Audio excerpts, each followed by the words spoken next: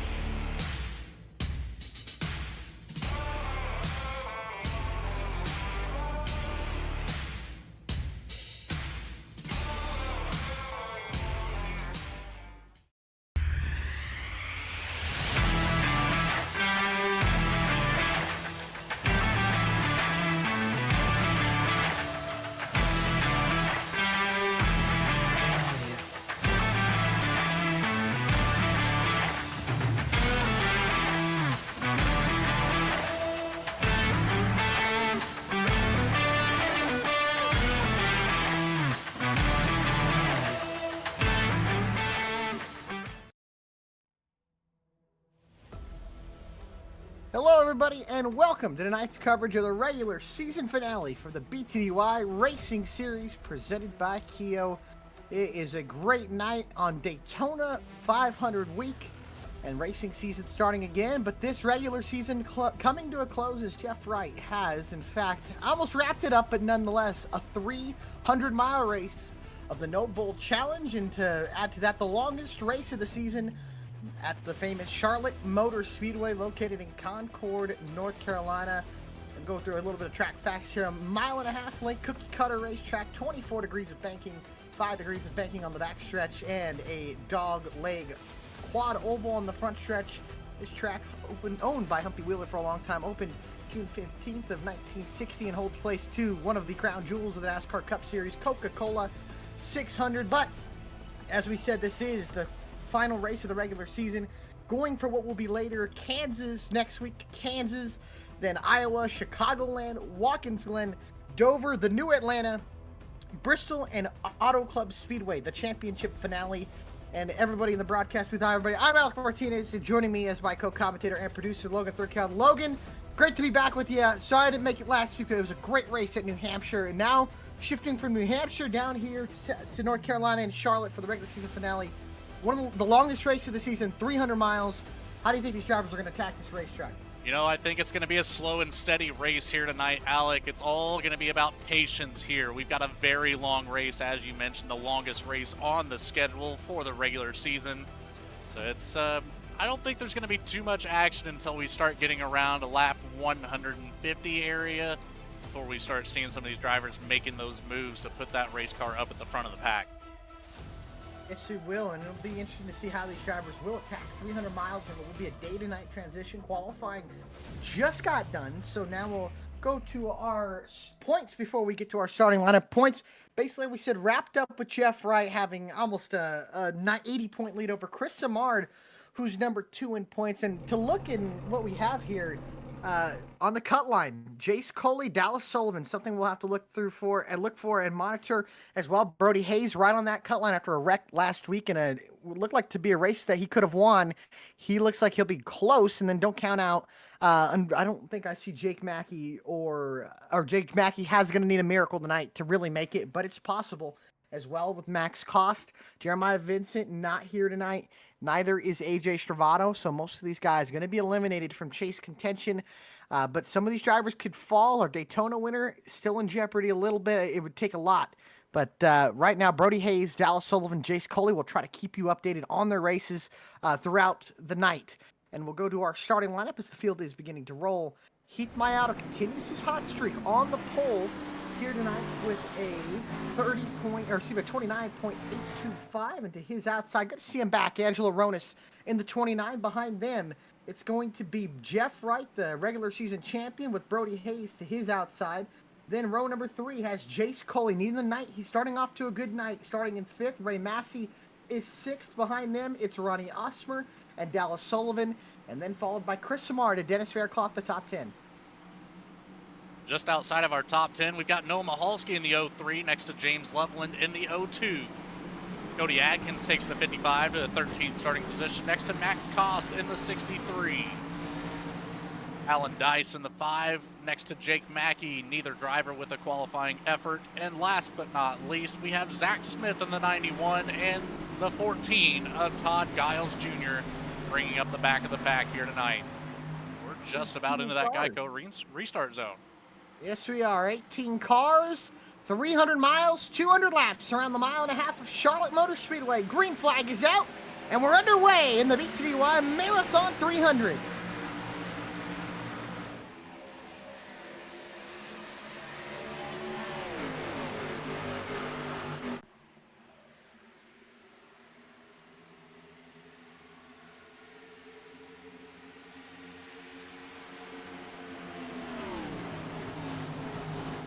Trouble behind.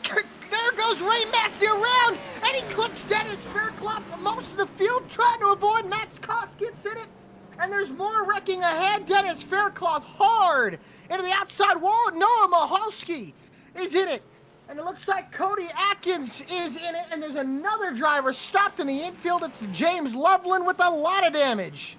So we've got a lot to unpack already. Let's take it back on the VSPEED instant replay and see what happened here. Take it all the way back to the start. What do you think about that, Alec? I think that's fine. And Angelo Ronis did a great job getting it was close to Keith Mayado there. Had a great restart. Was not able to get all the way ahead. Mayado cleared, and this is where it starts. Ray Massey, and then Jace Coley behind them battling, and could have been a very bad situation for Coley and eliminating him out of a chase spot. But we see Massey overdrive the corner, gets loose. Coley's just there, gets into him. Faircloth gets clipped, but then Max Cost comes in, and up ahead, Dennis Faircloth, when he got clipped, spun around in front of most of the rest of the field from mid-pack on back. And a lot of guys tried to avoid, and unfortunately, a lot of guys got caught up in it. Chris Samar just missed it, and there's Faircloth getting clipped into Mahalski, who didn't have the greatest of qualifying spots, unfortunately. There's Loveland coming down. He gets into Cody Atkins, and that just sets off a bad wreck early in this field, and that is just unfortunate to see. A lot of cars get torn up in a 300-mile race on lap 1. There's just nothing Mahalski could do there. A lot of these drivers just nowhere to go at the end of the day. Giles did a good job missing that. Oh, man. And that is just unfortunate for a lot of drivers. Max Cost sees the wreck ahead of him. He sees it, tries to slow down, but the 23 is kind of just there, and that is a hard hit for both of them. Unfortunately, I mean, that's going to eliminate a lot of these drivers. And if we want to pull up that points graphic just one more time to see where everybody's at, some big heavy hitters in that, and I don't know if you can, if we could pull up that points graphic, because that might end a lot of drivers' chase for the Cup here. Cody Atkins, that is a big loss in points, and he is going to finish currently 18th. Noah Mahalski's around there, but he doesn't look like he got too affected. And even, I forgot to mention, I don't think Justin Carey is in this race, so there's a lot of opportunity for a guy like Jace Coley to point his way in, and Ray Massey, who's pretty much, I would say, locked in. He won't really have to worry about it, but big for Brody Hayes, Dallas Sullivan, and Jace Coley who was only 17 points behind Cody Atkinson. If he can lead a lap and finish well, there is a possibility that Jace Coley could point his way in, where Cody Atkins currently sits 17th. Noah Mahalski's still in the car. So if he gets back on the racetrack, Cody Atkins will finish 18th and dead last in this race. So be very interesting to see. We might see one of these drivers just miss it. You know, we've got, like you said, a couple drivers back here behind that points cutoff there, that red line separating 12th and 13th. And Jake Mackey only 16 points back from that line. Mm-hmm. He's in this race still, so if he can get a good finishing position, he's got a good chance. Notable driver not here tonight that was closed, AJ Stravato there in 14th, so he will not make it into that top 12. And let's see, who else? Max Cost, he still has a chance. He did take a pretty big hit there on the front end, but still in the car, so he might be able to make this work. Looks like he's already back out on the track too, so there's a lot of variables already breaking down here, but that pace car is off the track. We're back into the Geico restart zone, and we're going to start this back up right now.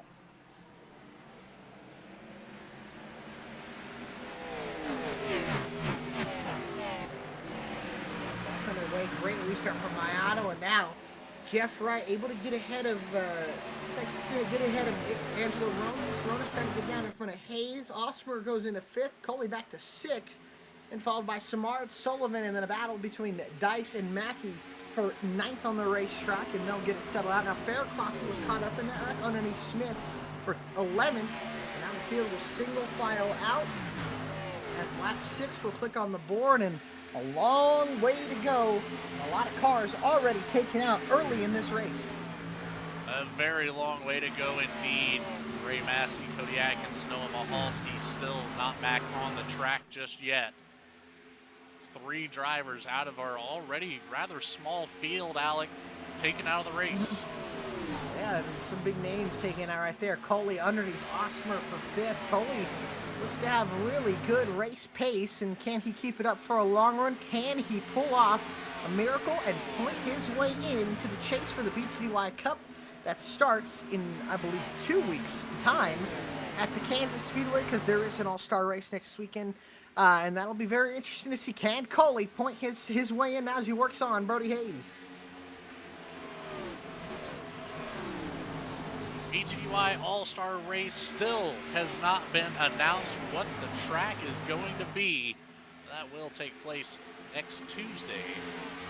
That has a potential for being an off week here on the broadcasting side of things. We'll have to get some details further on down the line. But like you said, we'll pick right back up with an 8-race chase for the Cup. Yes, sir. And like I said, it starts at Kansas Speedway, and we have a good variety of different racetracks to showcase driver talent. Who will be able to dethrone Jeff Wright, who's looking for his 3rd championship, his 2nd championship in a row in that 48 cars. Coley to the inside of Hayes for 4th. Coley's already showing a good pace, but is it going to come at a cost of tires? And you show too good of a pace early, that could not show too good of a pace late. As Hayes goes to the inside, Coley can try to hold him off. He does, but now right here for Coley, you got some clean air, sit back, kind of cool those tires off a little bit and try to maintain that track position. You don't want to keep pushing. Although those 3 cars ahead of them are tempting to go run down, you don't want to push your tires too hard. Race analysis up there on the bottom left-hand side of the screen. A little bit of a change up here tonight. Instead of the standard 4 tire sets available, because this is such a long race tonight, 6 tire sets available still with the 3 green, white checkers and the 80% fuel load. iRacing fixed setup as always here for the BTDY Marathon 300. And like I said, Coley up to 4th, Hayes back to 5th, Osmer, then Samard, Sullivan, Mackey, and Dice. Mackey, one of those drivers that has a very slim but outside shot of making it. Sullivan, who's on that cut line trying to do what he needs to do to get up into the further position. And they're 2nd and 3rd in points. Osmer and Samard all racing together.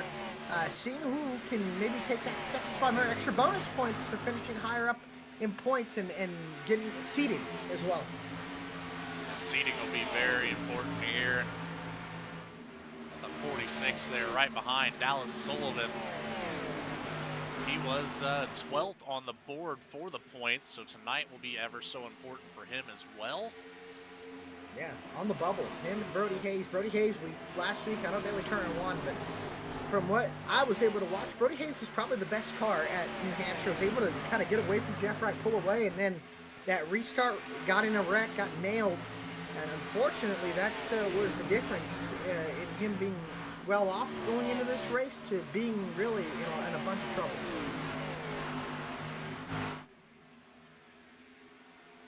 Exactly how I thought it would pan out here, other than lap 1, Alec. We're single filed out, and it's just time to turn left and go as fast as we can. We'll obviously have a couple of pit cycles throughout this race, but I didn't get a chance to talk to any of the drivers and see about when that might be. Well, I mean, we look at the fuel tanks and everything. I would assume probably 45 to maybe 50 laps to really stretch it.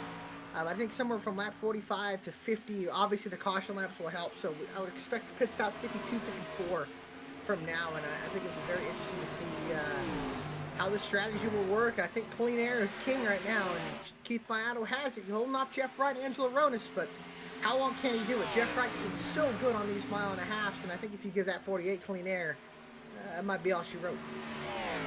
Very well good, but as we've already seen, this race could be just full of unknown factors. You see field mileage come into play here as well. And it's such a long race, no stages or anything like that. It's definitely possible to see how much strategy can come into play. We've seen Bailey Turner win this race 2 years in a row with strategy. And I think Dallas Sullivan won on field mileage here when it was the Contender Series a year or two ago. So don't count out fuel mileage as a possibility. Even with one caution, how much that could change, especially if you see a couple guys top off on fuel. Well, one thing that really just caught my attention here with this onboard, take a listen to Jeff Wright on the entrance of these corners, fully clutched in, already saving fuel for the long run. Yeah, that's just not surprising. And you see fuel mean a lot, so by what I'm seeing here, maybe trying to stretch this race and cut it into fourths. So you'll pit 3 times, maybe at 50, then you'll pit at 100, and then 150 to the end, if you can make it that far. If that's possible, it kind of makes the race much easier. We'll see how other guys are going to attack it, if they do a 4-stop strategy or a 3-stop strategy. That's, man, it's so hard to say. Personally, if I'm out there on the track, I think I'm going to try to stretch it out for that 3 pit stop strategy. And the cautions, potential of that lurking over your head, that could make a lot of these guys come down and just play it safe with the 4-stopper. For sure, and we'll see that one caution can really just change the complexion of a race, and we even see it as well, how much a caution can help fuel strategy, save fuel. That extra lap or 2 you can save on the caution might mean so much here, as this could battle. Coley kind of falling back here to Brody Hayes and Chris Samard, Ronnie Osmer, Dallas Sullivan, and those guys kind of 5-car breakaway from Mackey and Dice. But Coley, we saw him push it early, trying to get as much as he can, and now I think that car's starting to fall off just a little bit here, as Jeff Wright loses that spot to Angelo Ronis for second. I would have to say that was a big fuel strategy call coming from the 48 team. Get behind that car and just absorb as much of that draft as you can. Yeah, Brody Hayes probably not going to take too kindly of what Jace Coley did to him on the front stretch, trying to throw a little bit of a defensive block, but Coley can't afford, as there's almost a little more contact going into 3. He can't afford to run that top too much, just tears up the Goodyear Racing Eagles, and doing his best to hold off Hayes, but I think Hayes is trying to get by him, and I think he's trying to get the point across that I'm faster than you, just let me go. But Hayes is squeezing him hard here, and these two can't afford to race each other too hard, because they're on the cut line. One's outside, on the outside looking in, the other just barely in, and doesn't want to be looking outside. Oh, door banging here into 3. Coley and Hayes really getting into it. I don't think Coley's going to like that as he goes up the racetrack. And now, will he do anything to retaliate or let Brody Hayes know as they'll go into turn 1 here? And I think Coley will back off here and this air bubble push the 37 away. And Hayes keeps in, but Coley drives it in deep here, and Hayes on that apron clips it a little bit, gets loose, and now Coley going to have another run here. And like we said, Hayes kind of gave him a little bit of a door check going into 3. We'll see if anything happens here. Hayes finally gets clear, but Coley looking back around the outside here and just won't be able to do it.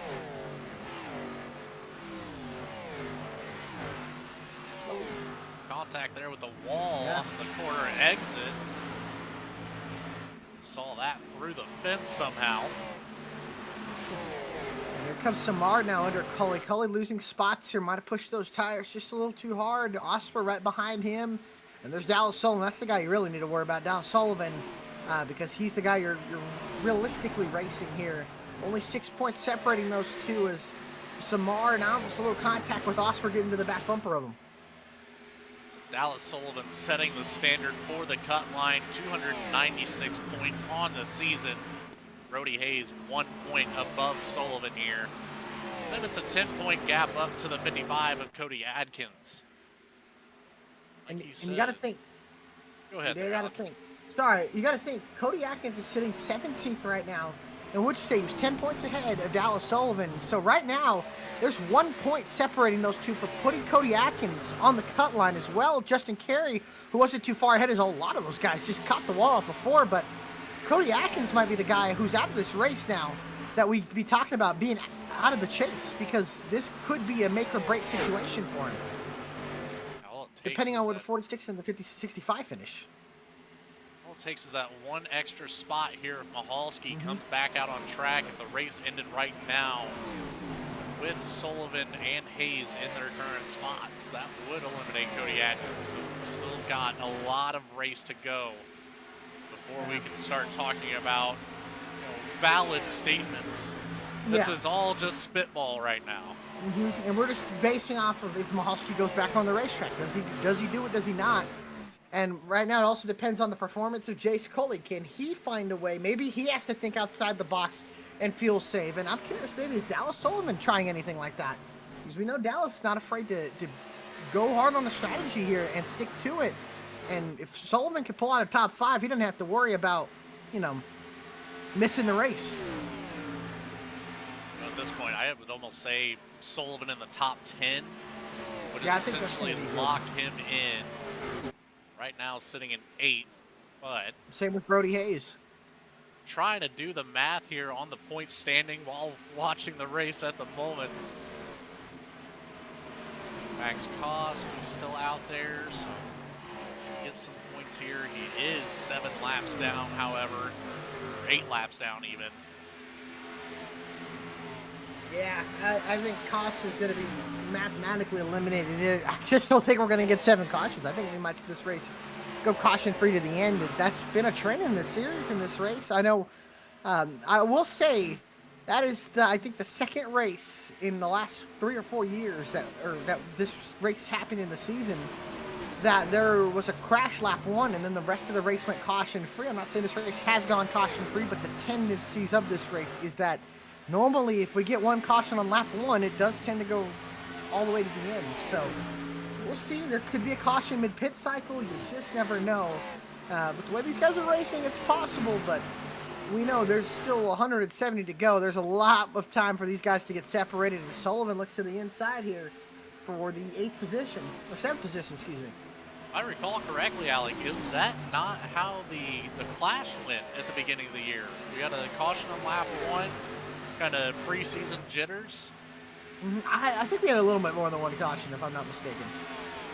We might have, though. Or I think the second part of that race went caution-free, but I want to say there was 2 cautions in total. That race was pretty green, but I don't know if we had 1 or 2. You could be right. But I want to say, I know there was for sure 1 caution. I'm not sure if there was a second, but we do know that that race did come to the end, come down to fuel mileage, so possibility. Dallas Sullivan putting himself a little bit closer to the top 5 now. Gained 2 positions there around the 20 of Osmer and the 65 of Coley. So now that puts Coley and Mackey one behind another here. Two drivers on the outside looking in, needing all the points that they can get, especially the 13 of Mackey. Yeah, that's for sure. And right now, this top three kind of pulling away from everybody else, but looks like Keith Mayano is about a half a second gap over Angelo Ronas, and then another about half a second back is Jeff Wright. So the top three straightened out to about a half a second away from each other, but they stayed consistently in the top three. We've seen, I do wonder, can Keith Mayano dethrone Jeff Wright? Because the momentum that he'll have going into the chase, he will have won 3 of the last 4 races. If he can pull this one off tonight, I mean, that's a lot of momentum heading into the chase, knowing that, hey, I can win on a road course, I can win on a short track, and I can win on a mile and a half. It's kind of the trifecta there, in a sense. That's for sure. And Keith Mayano, one of those drivers, we know he's capable of winning a lot of races, and it took him, 2 seasons to get into victory lane? And now here he is, in wanting 2 of the last 3. Man, the momentum is good. And going back-to-back there at Martinsville and Mid-Ohio. You can't really ask for a better season ending. Then turn around and lead the season finale. Mayano setting up for a hot streak going into the postseason. Sure is, and nothing better than... And that's for Jeff Wright. We haven't seen Jeff Wright win, believe it or not, in a couple races. He's on a 5-race dry spell. And, I don't think he's losing anything, but... that momentum, and it could get in your head when you get somebody like Keith Mayano, a driver of his caliber, getting hot. And really, it messes with you sometimes. You're thinking, oh, man, I've been good this first part of the season, and now I got this one guy who I know is capable of winning a lot of races. Now he's got a lot of momentum. He's won a lot. That could play a factor as we get throughout this race and what can happen and throughout the rest of the season into the postseason. Just have to take it 1 week at a time from this point forward. Just because you're up there in the points here in the regular season does not give you any sort of immunity going into the chase for the cup. Not it at sure all. Does help. That is for sure. It's just good to have momentum. We saw it in the NASCAR Cup Series playoffs. Joe Logano winning races in the different rounds to propel him the momentum to winning the championship. And right now, Brody Hayes trying to get by Jeff Wright here, who just, we know he's saving fuel, but, he's losing a lot of spots, losing a lot of time over a run. It might matter, but, I will say when you're saving fuel, you're not really stopping the car because you're trying to just let the engine do the braking. That tends to wear the tires out a lot more as well. So gotta watch out. Jeff Wright back into the draft of Brody Hayes now, just doing everything that he can to save fuel. One of the masters at it. Mm-hmm. Well, he's learned from anybody. Bailey Turner, one of those guys we always hear about fuel saving and strategy-wise. Can't ever count out Bailey Turner when it comes to a race like this, with a long race, a grueling race of strategy, and it's just going to be very interesting to see if Jeff Wright or Bailey Turner's maybe taught something to Jeff Wright and what can happen. But man, oh man, this strategy might be a possibility of working out here if everything goes right, but you just never know, right?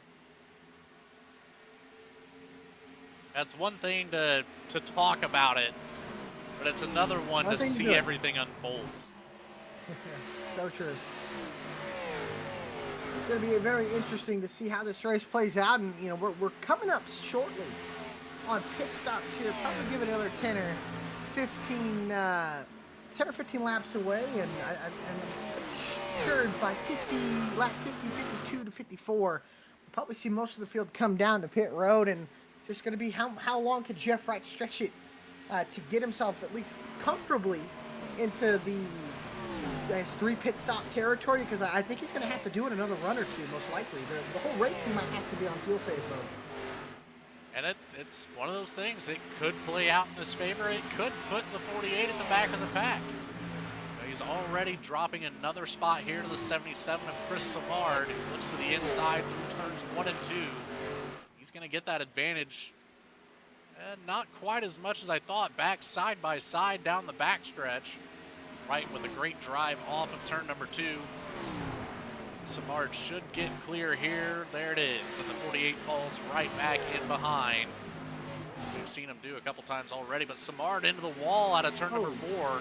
Just up ahead, Brody Hayes is challenging the 29 of Angelo Ronas and spins him. He got into him, What but a they recovery. saved it. Wow. Oh, my goodness.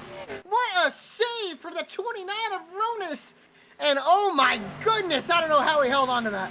Take this back on the VSPEED instant replay. I think that's worth a second look. With many looks. Oh, yeah, he checked up more than I think Brody Hayes anticipated and got him around. And now Ronas, interestingly enough, hitting this lap. Wow, wow.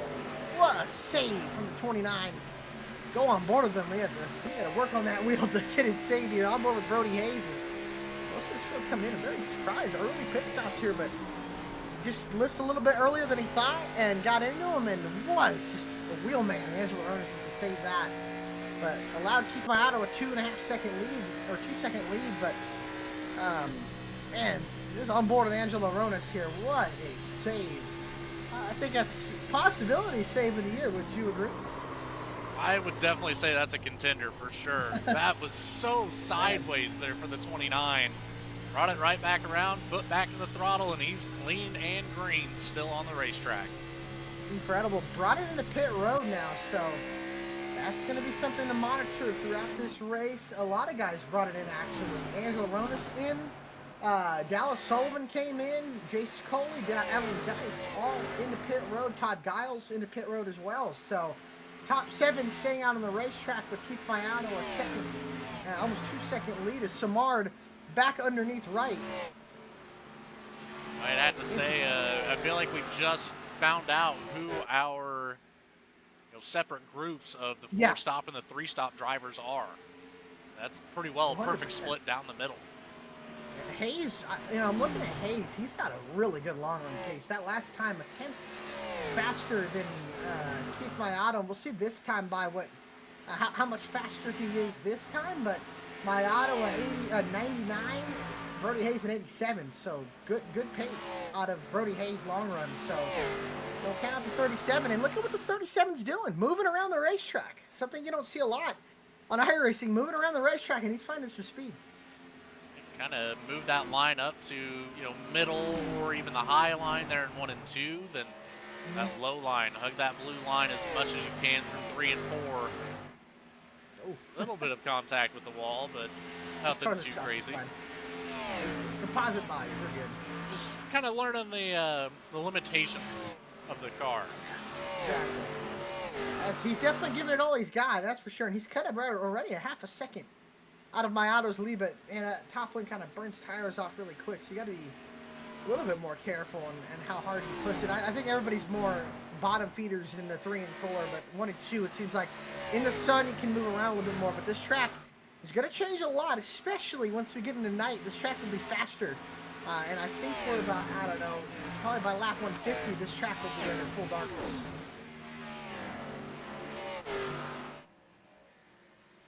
Let's take a look here this time by whenever Mayato comes across that checkered line. Hop in board and see what it's like to take a lap around Charlotte Motor Speedway at the front of the pack. Clean air, but well, he's going to bring it down. Interesting to see. So the 37 into pit road, or excuse me, the 36 into pit road, 37 still on the racetrack, 77 still on the racetrack, 48 still on the racetrack, and here comes the cars that already pitted. Angelo Ronas and Dallas Sullivan are going to blow by Chris Samard, and they'll probably get Brody Hayes into turns 1 and 2.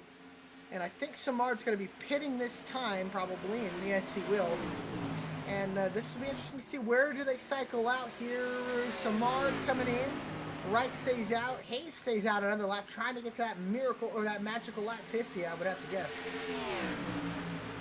He was Coley by as well. So now Ronas and Sullivan back on the lead lap. And Jeff Wright still trying to save fuel. And Brody Hayes too. Could he have saved enough fuel to try that 3-stop strategy? Very well. He's right there. It's going to take a little bit more. I would feel more comfortable if I could get to lap 52 or 53. Here comes Hayes.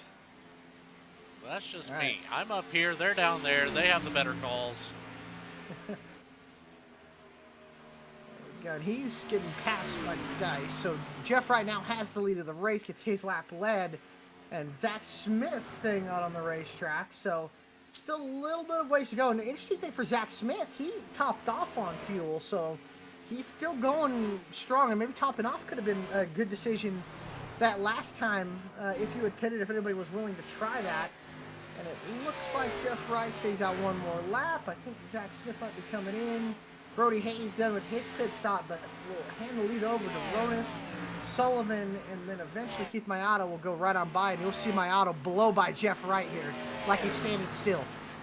Round the outside goes to 36 with no problems at all. Started 2 car lengths behind going into turn number 1, finished 2 car lengths ahead coming out of turn number 2. So you want to talk about a tire difference. That's a perfect example. He just blew by him with ease. And now these two, this is eventually going to be for the lead here. So how about Dallas Sullivan? Good pace here, and he's running down a top runner, a front runner of Angelo Ronas here. Sullivan right there within that quarter of a second range. He's right in the draft. Might be the place to stick around here. Let that 29 machine burn up all the fuel and just punch the hole through the air for the 46. Here comes Jeff Wright in the pit road. I think he's sputtering. He might be out of fuel already.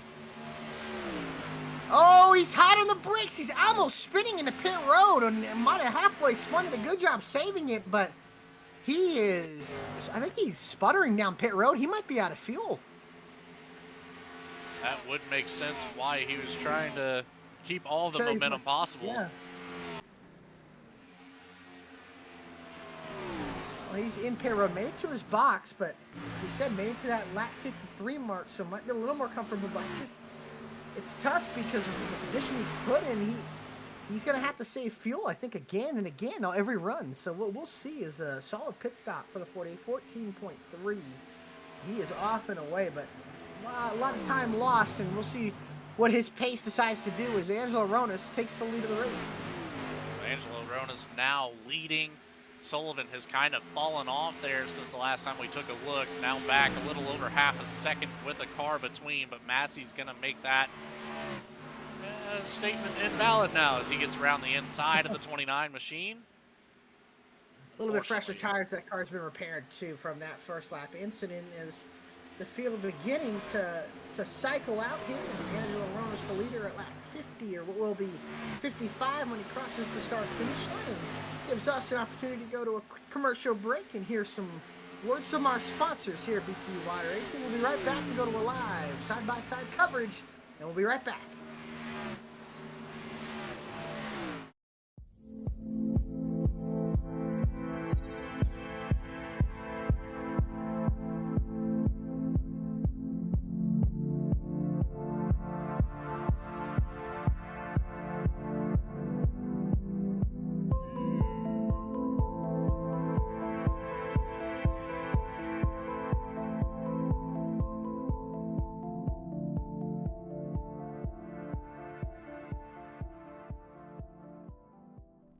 Sailor Tower Magic is the spot to get a reading from Sally, an intuitive healer and tarot reader. Known as the nurturing reader at New Jersey street fairs, you can also check out our YouTube channel for lunar and astro readings, as well as our Instagram for live weekly readings. Her rates are affordable, and you will leave with a newfound perspective. Sally is now offering an introductory class on tarot cards and intuition, and is available for parties. Call or text 732-314-0777 to schedule your reading today.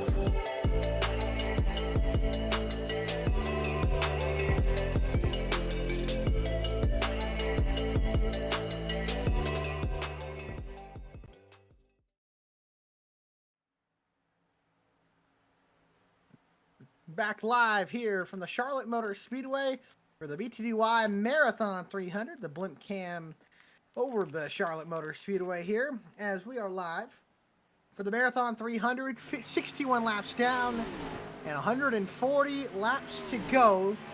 Keith Miato has retained the lead of the race, getting by Angelo Ronis over that quick commercial break. Dallas Sullivan has fallen back to third. Chris Samard sits fourth, and Jace Coley sits fifth. And what has been an interesting turn of events, and still, Jeff Wright, we'll have to listen if he's saving fuel, but I don't know if he is. He is not. Oh, no, he is. So I got to ask you, Logan, do you think he can make it by saving fuel all 3 runs? I think he can. You know, he already proved that he could take it 53 laps here on that first stint. So to say that he can't do 50 for the next 2 at least, and then come out around lap 200 with about 4 to 5 laps remaining on the fuel cell, I think that'd be crazy to bet against the 48 on that strategy call. I think the question becomes, is it just a little bit too, are you giving up too much time? I think would be my question for him. Are you giving up too much time? You know, he's currently sitting in 9th place right now. We'll get that ticker back up on the screen for you so you can see where everybody's at. But right in 9th place at the moment, 10 seconds back from the leader.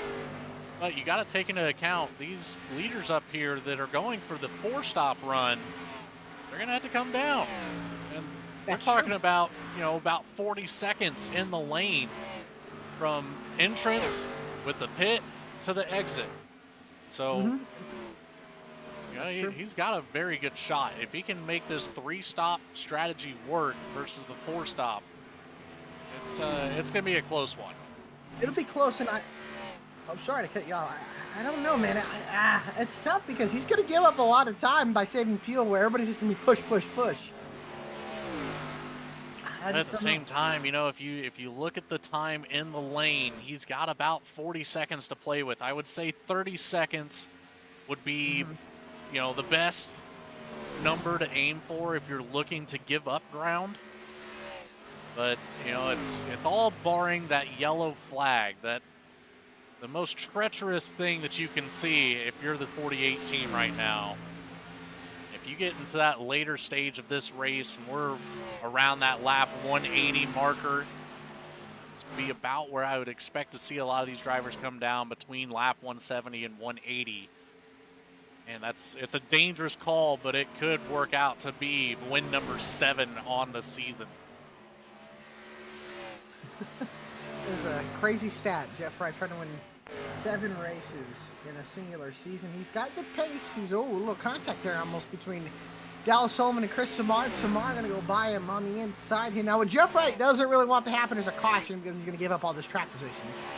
But this field very spread out right now, so I think it's going to be very hard to bring one out. Don't get me wrong, it's definitely possible, but I think it's going to take a little bit more for there to be a caution coming out here. Is Samard up to third, who I believe has a little bit fresher tires by a lap or so on Keith Miato. And Brody Hayes, who looked like they had one of the best long run cars, 5-6 seconds back, but turned 0.2 of a second faster. It's a big gap, but did have a good long run car. And we'll see what he can do, as he's sitting about 5.5, 6 seconds behind our leader, Keith Miato. Brody Hayes has the pace on the older tires, but is it going to come down to being exactly that? Will it be a mileage race, or will it be a tire race? Right now, we've got 3 under a blanket. This is the hardest battle we've seen so far since that last restart. That's Ronnie Osborne, and that blue number 20, Jeff Wright, just made his way by on the inside line. Alan Dice from the 5 behind. Wright already up 2 positions here. It's looking better and better for that crew chief. Yeah, we'll see. I don't know if he has Reggie Ortega on the box or not, but Jeff's looking good. He's 9 seconds back. We'll see, you know, how much time is he going to lose throughout this run. That's, you know, a question to be decided, or to be determined. But you know what? Can't ever count out Jeff Wright. I mean, he already has 6 race wins this season, so it's just never over until it's over, and it's a long way to go still. Still not even halfway, so just, you know, a lot of strategy to still play out. On board now with the 5 of Alan Dice as he rides just on the outside of that middle seam there. keep it on board here through turns 3 and 4. Same spot pretty well. He drops it down a little bit more this time through 3 and 4. Not bad. You're doing a good job. Let me ask you this, Logan. How was your performance at Charlotte? I don't really want to answer that question. It was subpar at best. I don't know. I never find a knack for this track. I don't mind it. I never was, and it was never one of my best. I can tell you that. And I was indifferent about it. I guess I was like, okay, it's all right. There's tracks interesting in the next gen cars. I'll tell you that Tower is really big, but in the Xfinity cars, I've noticed it's a little more tighter than the next gens. But it's NASCAR's home track, right? But it's a fun track to be at, and obviously hosts a lot of big races. Got the Roval, and it's crazy what they do here at Charlotte to go from the Roval to the. We go from the Roval to the Oval and the 600. There's just a lot of things at this racetrack that are pretty good. It always seems to have some sort of a cool event, right whenever you'd expect it not to. But the Coke 600 being, obviously one of the crown jewels of the NASCAR schedule. It's got some variation here. It does. You got to appreciate that about a track. You do. And like I said, the 600, one of the best races of the year, the greatest day of motorsports. You got Indy 500. It used to be Monaco, not there anymore, but having the 600, I'm excited to see Kyle Larson, see if he can pull off the double this time, and hopefully no rain delays. But what to see is Jeff Wright is looking up the 6th place position here, trying to get by Jace Coley, and he's got another second or so out of that lead. But let's see how much more time can he make up before the tires start equaling out. Right now, there's a 12-lap difference between the 48 and the 65. The next challenge is going to be that 37 up there, 3 seconds ahead of Jeff Wright. And that is the smallest difference on the tires for Wright, with only 3 laps between the 37 and the 48 on tires. Yeah, there's a lot of difference on tires here, but we'll have to see. What happens is Brody Hayes now has ran down Dallas Sullivan for the 4th place position, and I think tire advantage 9 laps later, or later he pitted, so I don't think there'll be much of a battle here. And Hayes cut out another second of Mayato's lead, but I just is it too big of a lead to cut into? I wouldn't necessarily say too big of a lead at all. It takes one little mistake, where we saw, for instance, Brody Hayes getting into the back of the 29 of Angelo Coronas, got him sideways, chewed up those tires a little bit more than expected. Now we're already seeing Ronas up here back in 2nd, and at 34 laps already on this set and the fuel. We'll have another roughly 10 to 15 laps before we see the 29 bring it back down to pit road. Soon here, and you saw most of those guys pit at 40, so they're closing up soon. Like Angelo, I think we'll see him in 5 or 6 laps, most likely 41, 42, and that was with the caution. So. Be interesting to see, because I think about going 40 to 80 to 120 to 160, and that's it cuts the race into fifths actually. And I would say that's the 4-stop strategy. So you're constantly going to be on attack, which I think is good. But like Jeff Wright, he's going to be on defense, because saving fuel and having to manage the gap can he manage that? And we'll really get to have a good shape of what will happen, the gaps between everybody, come lap 150 or so. But it'll be interesting to see, and especially Keith Mayato, who's got a really good pace. He's led all but what? Has he led him almost every lap? I would say, other than the pit cycle. He's been out front most of this race, and teammate Chris Simard got some good speed, sitting 2nd in points. Even like with the run he's having tonight, going to be the 2nd seed going into the chase, unless Mayato can really gain a lot of points on him, and Samar maybe finishes 4th or 5th. But right now, got a 2nd or 3rd place car in that 77. He is he's good long run. Well, the one thing I will have to brag about here, Alec, is we do have all 3 Team VSPEED drivers up in the top 5, with Mayato, Samard, and Hayes taking up the 1st, 3rd, and 4th positions, with Samard looking to make it 1 and 2 here as he looks to the inside of Ronas going into turn number 1. big advantage here on the tires. 7-lap difference is going to be no problem for the 77 as he makes his way to a top 2 position now. And he is up to second.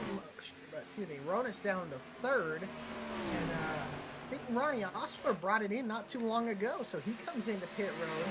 And I think Dallas Sullivan now going to bring it down pit road as well. So the second sequence of pit stops starting up once again. It's one thing to kind of remember here, keep in the back of your mind, is having those 6 total tire sets available. Even on the 4-stop strategy, you're going to have 1 tire set remaining at the end of the race if we do end up using any of those green, white checkered attempts. And then Jeff Wright, if he continues with the 3-stop strategy, we'll have 2 extra sets. If we get a late race caution, that's for sure. But I think if we get a late race caution, you're going to have a lot of guys throw caution in the wind knowing they have to win to get in. I think that's going to be tough as well if that becomes the case. And a guy like Jace Coley, Max Kosh, I think, is out of this race. But a lot of guys that are on the outside looking into Mackey's another one. They kind of have to win to get in. As it sits right now, we only have 13 cars on track from our original 18. Starting in the 14th position, Zach Smith, followed by Max Koss, James Loveland, Cody Atkins, and Noah Mahalski there. All with the early exits here tonight. That first lap caution really shook things up for a lot of these drivers. It took some heavy hitters out of this race. I think Mahalski could have definitely been one. Loveland's been really solid, solid top 10. Same with Ray Massey. Max Koss, you just never know. Cody Atkins, another top 10 driver we normally see. It just takes a lot of good guys, but it gives a lot of guys good opportunities. So interesting to, who could take advantage of that. Jace Coley's going to need a lot of things to kind of follow his way if he wants to get into the chase. Ronnie Osborne, first guy to bring it down pit road. Got about a 5-second gap over Dallas Sullivan, but probably will diminish quickly over a run. But Dallas has if the 4-stop strategy works, then count out Dallas Sullivan either in terms of getting a good finish. Doing what he needs to do tonight to get into the chase. Absolutely not. We'll just go ahead and bring up the points one more time just to talk about some of these drivers individually. Dallas Sullivan, as mentioned before, setting the standard for the cutoff line right now. He needs a good finish here tonight to solidify that 12th spot or better chase for the cup position. Jace Coley right there in 9th with Cody Atkins out of this race. That could potentially flip-flop the 10th and the 13th position here. Big Coley up there in that top 12. Noah Mahalski seemingly might be safe. But it is way too early to tell. Being that last car to finish this race in the 18th position, the worst points day you could ask for going into the postseason. And there's something to think about too in terms of seeding, because everybody gets bonus points. I mean, from Mahalski, because think about it, Mahalski's wrecked. He's last. Perry's not here tonight. Cody Atkins is second to last. Brody Hayes and Dallas Sullivan are looking to have top 5 and top 10 runs. We could see guys go from 11th and 12th to 8th and 9th in points really quick. And Loveland too. You might see him have to fall back a little bit. As well as Ray Massey, because Dennis Faircloth's still in this race. He's going to gain a little bit of points on them as well. Well, Ray Massey's not out yet, but we'll see. At least Dennis Faircloth might be able to grab a position in seeding as well. We might see Dallas Sullivan and Brody Hayes grab 5 or 6 positions on seeding. It's all going to come down to what happens on lap 200 here tonight, as we're ever so near to the halfway point. Started lap 88. Dallas Sullivan on the low side there of the 37. Not a pass for position just yet. Brody Hayes yet to bring it down pit road. He should be doing so soon. Yeah. 3 or 4 more laps, I would say. Or actually, maybe 5 or 6 more laps for Hayes. I think Keith Mayata will soon be bringing it to pit road. Give another 2 or 3 maybe. I think what we've seen is maybe 43 to 45 laps is the max. And we'll really see it. And Jeff Wright still at 8 seconds back, and curious to see if he's still saving. I mean, I think he's still saving fuel. I'd be surprised if he isn't. But yeah, he's still saving. I don't know. I'm worried about how much can he save? Can it be enough? He's capable of doing it, but it's grueling to what he's gonna have to do. He's gonna have to run almost 190 laps of fuel saving. Yeah, it's definitely not ideal and can make for a rather boring race, but at the end of the day, all that matters is where you finish. Jeff Wright setting himself up for potential podium position here. He's already back up here in third. Hayes at pit road. Right at 90, so when he comes back in, he'll be at 130, and he'll have to split that run in half, most likely at 30-30. But now Hayes going to go on the offensive here and pit early. How much time can he make up on his teammate Keith Mayato, who I would have to imagine is going to bring it in this time by to cover off his VSPEED teammate Brody Hayes, but we'll see. Slowing it down, I think he's going to stay out another lap, so Hayes is going to have to get all he can get to really make sure it works. Samard stays out another lap, but now Mayato, this is kind of big for Hayes because Mayato's going to give up some time to these drivers that are on fresher tires and that are going to blow by him. He's going to not run his normal line. He's going to be a little bit thrown off. Maybe a smart decision by Brody Hayes to pit at the right time while Mayato's losing time, having to, get passed by drivers with fresher tires. That's one thing you definitely have to take into account. Just how much do you have to get out of the way so you don't get ran over? Continue turning laps here. Keith Mayato last time by was a 32.04. This time by a 32.237. So almost a quarter of a second there off the pace. Fairclough spun in a pit road. That last time, I thought I saw smoke. I saw the 80 car sideways. Take a look at what happened there, but he went around there off. I think just trying to come in hard and just caught the wall front end of that Supra and then caught the rear end, which did a little more damage than he was hoping for. Doing the same strategy, coasting in through the corner.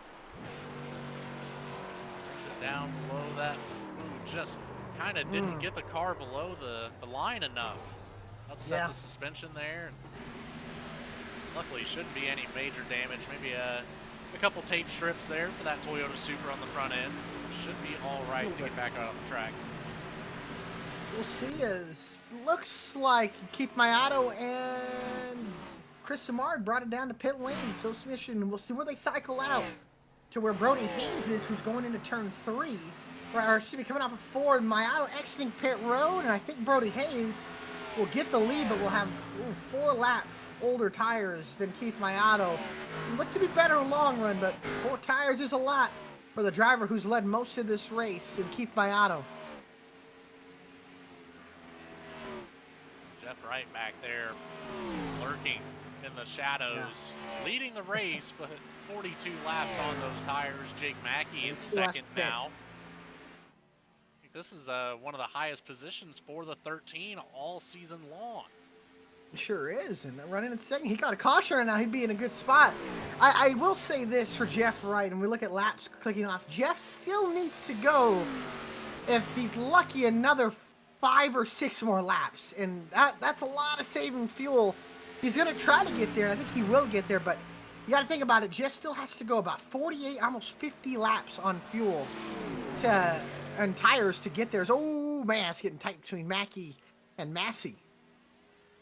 That's a tongue twister if you try to say it too fast. But Ray Massey on the inside of the 13 of Mackey. And Mackey's going to play it smart. Let him by. There's no sense in fighting the 23 right now. He's coming in.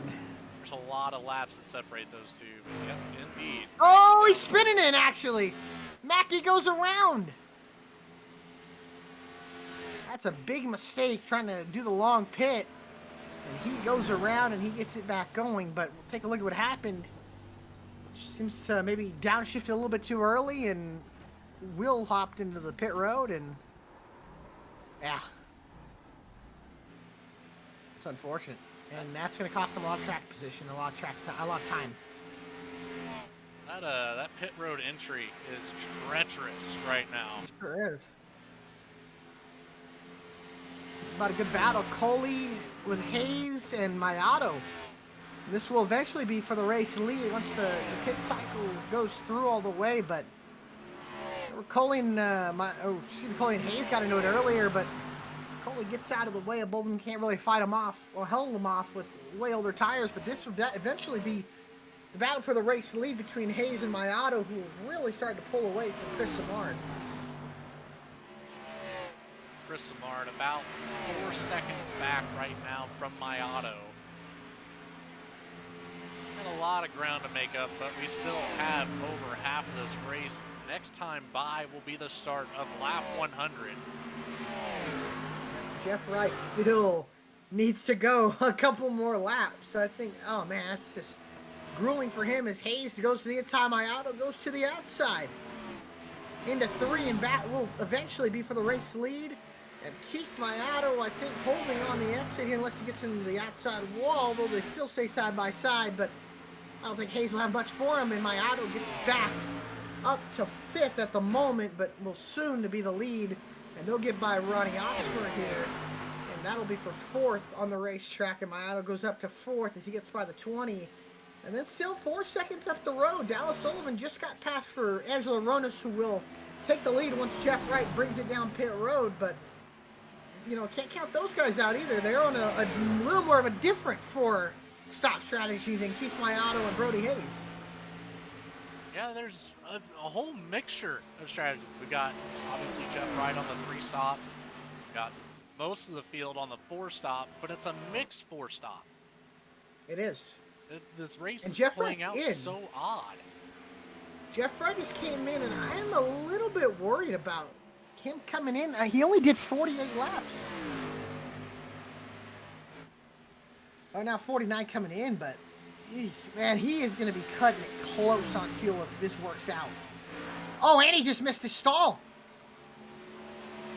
That's a lot of time cost in there when you need to save fuel. He just came in and he missed his pit box, had to back up a little bit. It's going to cost him some valuable time. It could cost him valuable, precious seconds that he cannot afford to lose. He's coming out of pit road now, so he is up and out of pit road, and now that leaves Angela Ronas, the lead, Dallas Sullivan in second, and here comes that blue and gray and yellow, silver, or in silver, I guess, instead of gray, 36 car, and he is coming in hot, and he is charging back to the place he's led. I think he's almost got to be over 90 laps led so far tonight. Keith Mayato, he's got the freshest tires out of the top 5 right now.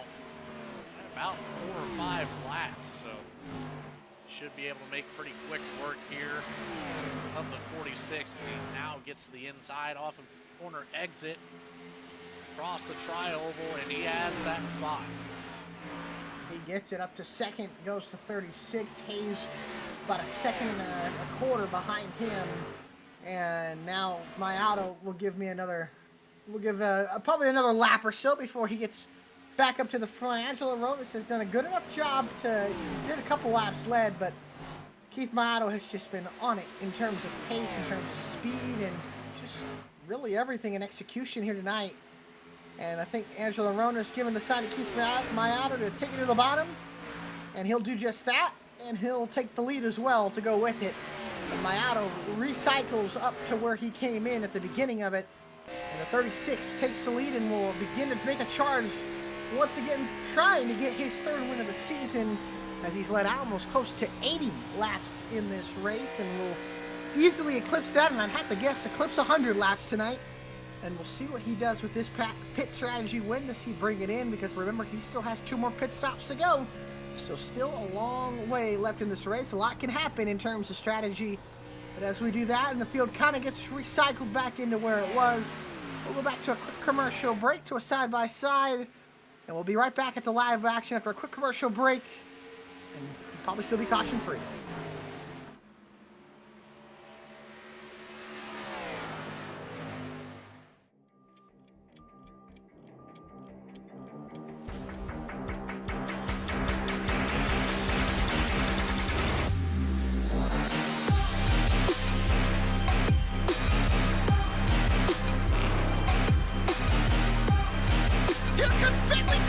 Does he time the move? He goes high. Shimano blocks. Turns the 33.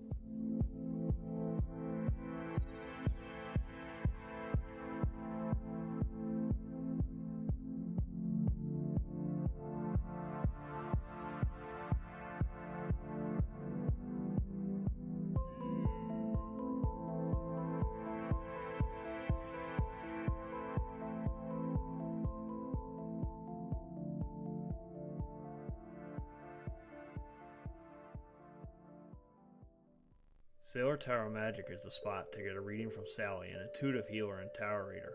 Known as the nurturing reader at New Jersey street fairs, you can also check out our YouTube channel for lunar and astro readings, as well as our Instagram for live weekly readings. Her rates are affordable, and you will leave with a newfound perspective. Sally is now offering an introductory class on tarot cards and intuition, and is available for parties. Call or text 732-314-0777 to schedule your reading today.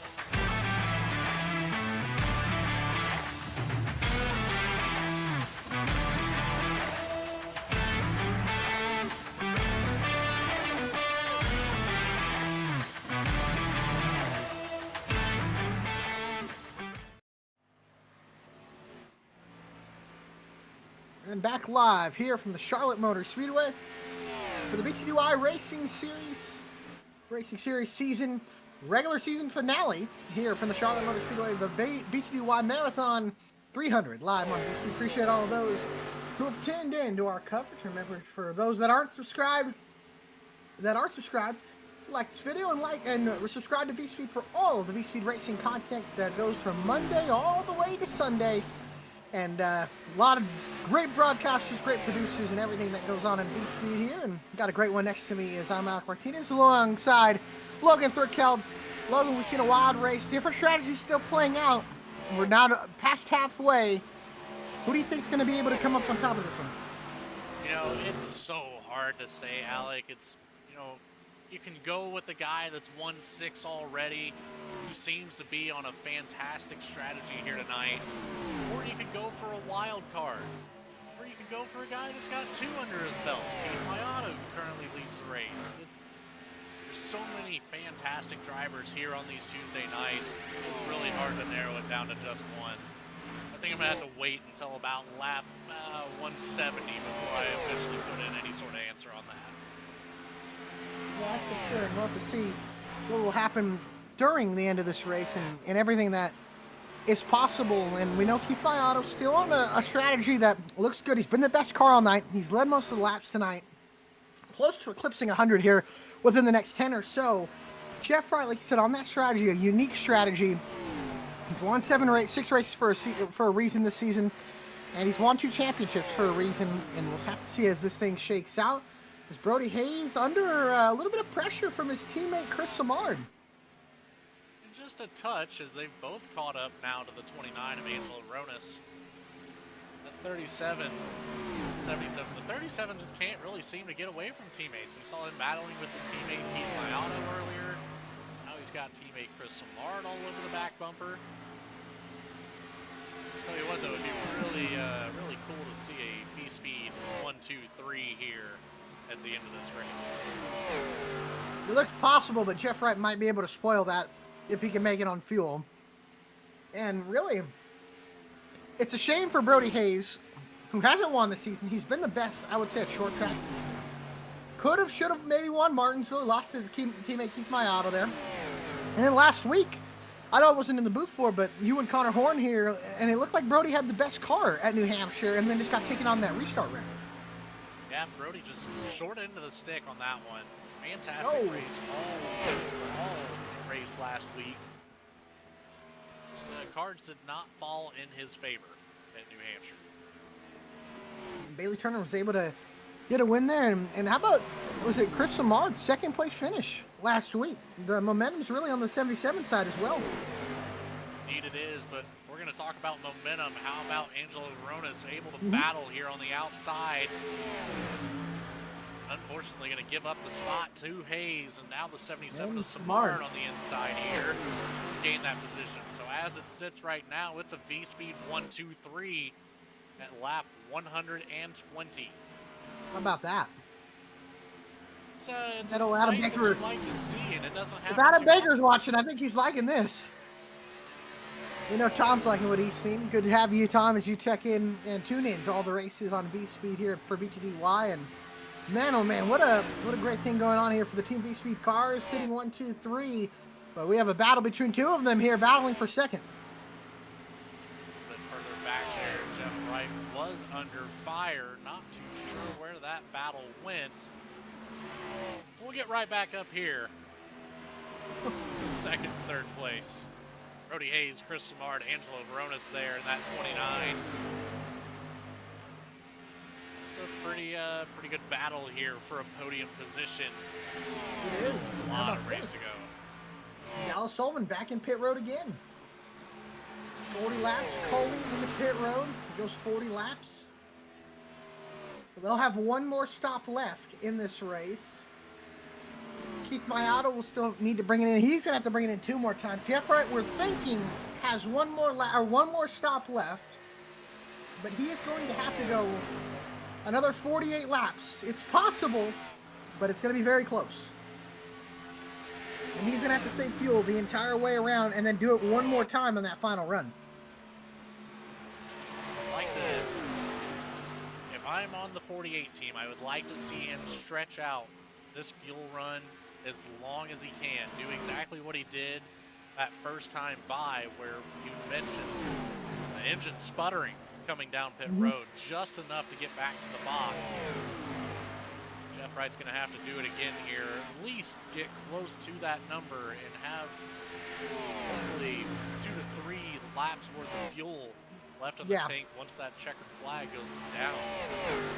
That's the ideal for him, but right now, you cannot afford to speed on pit road, obviously, but you can't afford to make a mistake, can't afford to miss your box. I think missing his box the last time kind of costed him. And I think this time, you're going to have to save. This is probably the most important run of the day in terms of saving. You have to save enough to get you comfortably to your destination goal at lap 200. I think it's going to be very tough for him to do, and I think Keith Mayato is going to make it close, and it'll depend on lap difference in terms of tires, but I think don't count him out here. Don't count Keith Mayato out here, who's obviously led the most laps. He's dominated this race. But Jeff Wright, who I think Keith Mayato will have to play catch-up to, it's just going to be interesting to see if Keith Mayato can run him down. You know, and if Jeff Wright can make it. Mayato set the pole for a reason. He's got a quick car out here. He's been continuously setting the fastest laps, even with some difference. Like right now, Jeff Wright, last time by with a 31.767. Mayato with a 31.747. So 2/100ths of a second rather difference, but between those two cars, there's 9 laps of difference on the tires. So then why? I think because Wright's saving fuel still. I think that's why their times are so even with the 9-lap difference. That's what worries me about the strategy, is Jeff has to save this entire run, and he can't utilize those fresh tires. He's kind of been in that boat the entire race with this strategy call, so it's worked out so far. He's in a top 5 position. We still have well over 50 laps to go, so it's so hard to say. Yeah. I think my worry is that he's done this entire race and he's lost 12 seconds to Keith Mayato saving fuel. It could come back in the end to get him, or to bite him, and it could work out. But we'll have to see, because I think if he runs out of fuel, with 1 or 2 laps to go, he's going to lose a lot of spots. Yeah, it's like I said, it's a very bold call, but it has a great possibility of working out. So everything has to fall in favor of the 48 right now. There cannot be one mishap. right now. Taking a look here at Ray Massey in that golden black Clark Print Shop 23. Just slicing and dicing through the field right now. On some fresh tires here. Unfortunately, many laps down. Yeah. And he's got a quick car out there as well tonight. He does it for Jeff Wright as well. You know what he can't have is a caution. Caution will ultimately kill his strategy, and he'll lose a lot of track position because everybody will bring it down pit road. It was in my head. I just did not want to say it out loud. Mm-hmm. Hey, great minds think alike, right? At least once per race. Hey, it was good to race with you on Saturday, I will say. Yeah, indeed it was. It was a fantastic time, and looking forward to having you on track a couple more times with me out there. Now, Al Sullivan following suit of that 23. Trying to get back up there and unlap himself. He still has quite the distance to do so. 29. Yeah, Angelo Ronis now down pit road. See him get some fresh Goodyear tires and a full tank of Sunoco fuel. That will put him at one more stop for the race. 77 Samard now down pit road as well. Early stop for him. Was stuck by his teammate. That's why he came in early. Keith Mayato still leading the charge here. Brody Hayes closing the gap ever so slightly. Right at that 4-second mark here. As Mayato exits turn number 4. Around and start lap 133. Man, how about Keith Mayato these last couple of weeks, man? Guy's been unreal. He's been Jeff Wright fast. Been extremely fast. Hayes in the pit road. And on top of everything, taking away one of those road course wins. Jeff Wright, notoriously dominant at Sonoma. Keith Mayato in. Oh, Mayato hard on the brakes, almost into the pit wall there. Able to get that 36 machine woed up just enough. That will hand up the lead once more to the 48 machine of Jeff Wright. Now Jeff will get to lead a lot of laps, but still gonna have to go about 19 more laps if he really wants to hit it right, or I should say 17 more laps if he really wants to make sure he gets it to the end, and even then we'll have to save fuel. 19 I think would get him comfortably to the end where he can save a little bit and then go, but we'll see. As Keith Mayato in the pit road, the big question is, where does he come out? Keith Mayato, does he come out a track behind him? Does he get lapped? It doesn't look like he will. So I think that's going to be a big development in this race. It's going to be really close. I think once we come out, you might see Wright with the momentum to get around for a split second, but no. Oh, no. Not at all. Wright's not even in the picture. Jeff's barely coming off a 2, so about a straightaway gap, I would have to say, which could be monumental in Mayato running him back down on that last run. Absolutely. We've got a 33 lap difference on the tires now. I would be surprised if Mayato doesn't start catching back up to the 48. Oh yeah, easily. Before Jeff even comes back down for tires.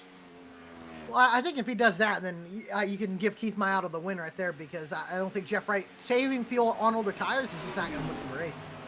We'll see though, but I'm just curious, how much time can he chip out, because that's what we're going to see at the end of this, at the beginning of that run, that final run. Because think about it, if you keep Mayato and you got speed, you can run Jeff Wright out of fuel just by pushing it and making Jeff have to go a little bit harder, seeing that, oh shoot, he's reeling me in.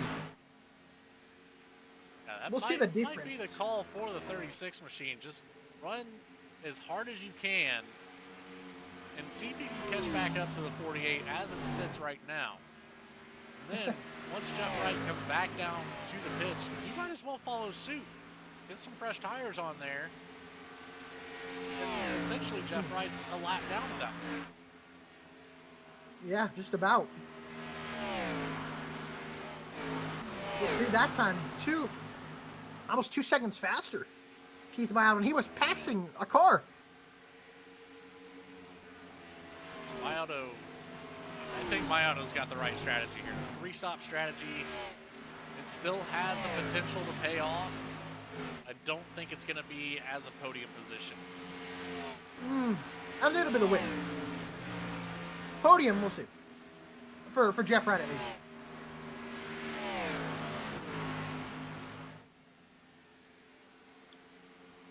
Hello, man, Jeff.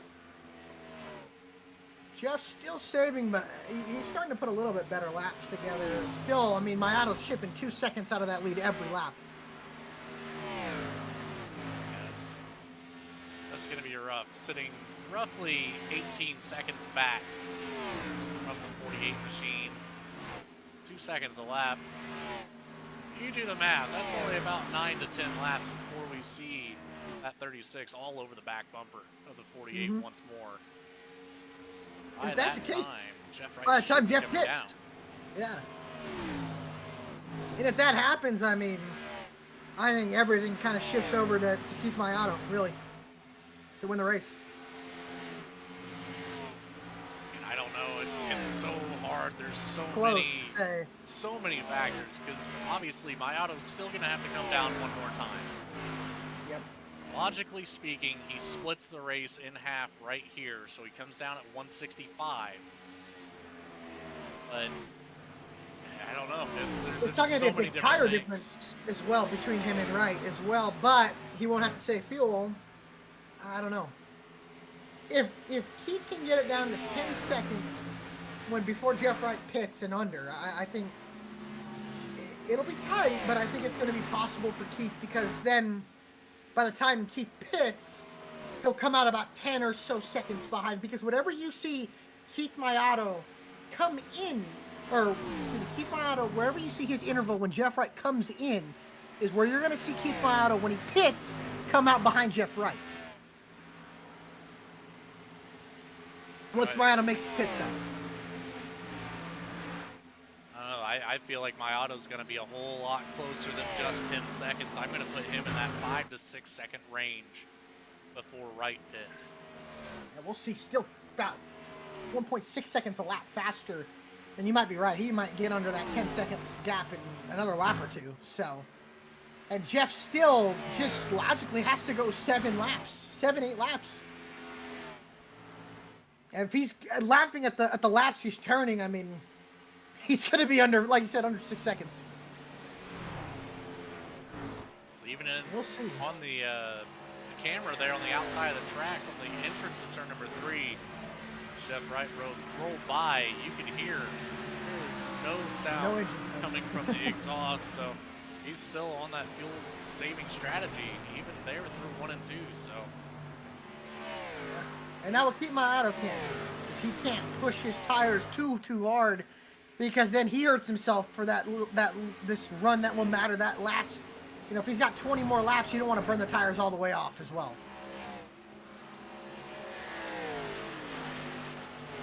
He's already at 10 seconds, so we'll see how much more can he go.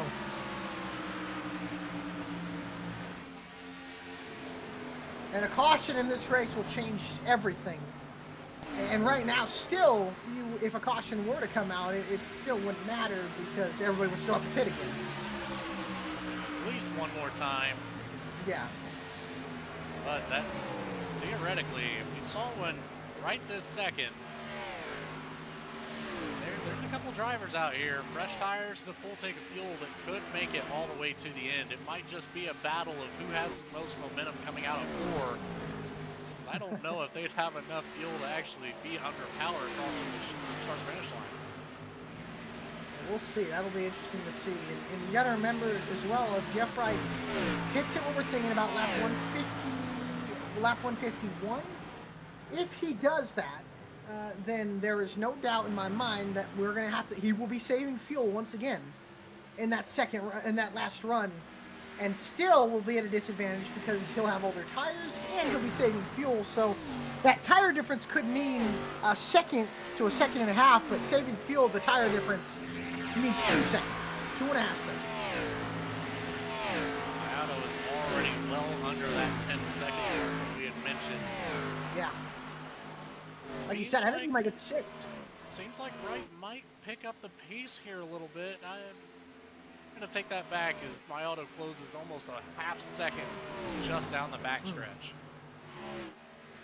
And listening to Jeff Wright's radio here, he's still saving fuel. So we'll see 7.3 seconds separating them. That time I had to give up a little bit of time to Dennis Faircloth, who was getting by and passing him. And we'll see this lap. Now he's got it under 6. And we'll see what he does down the backstretch. But he's got it right at about that 6-second mark. And Logan, I think he hit the nail right on the head.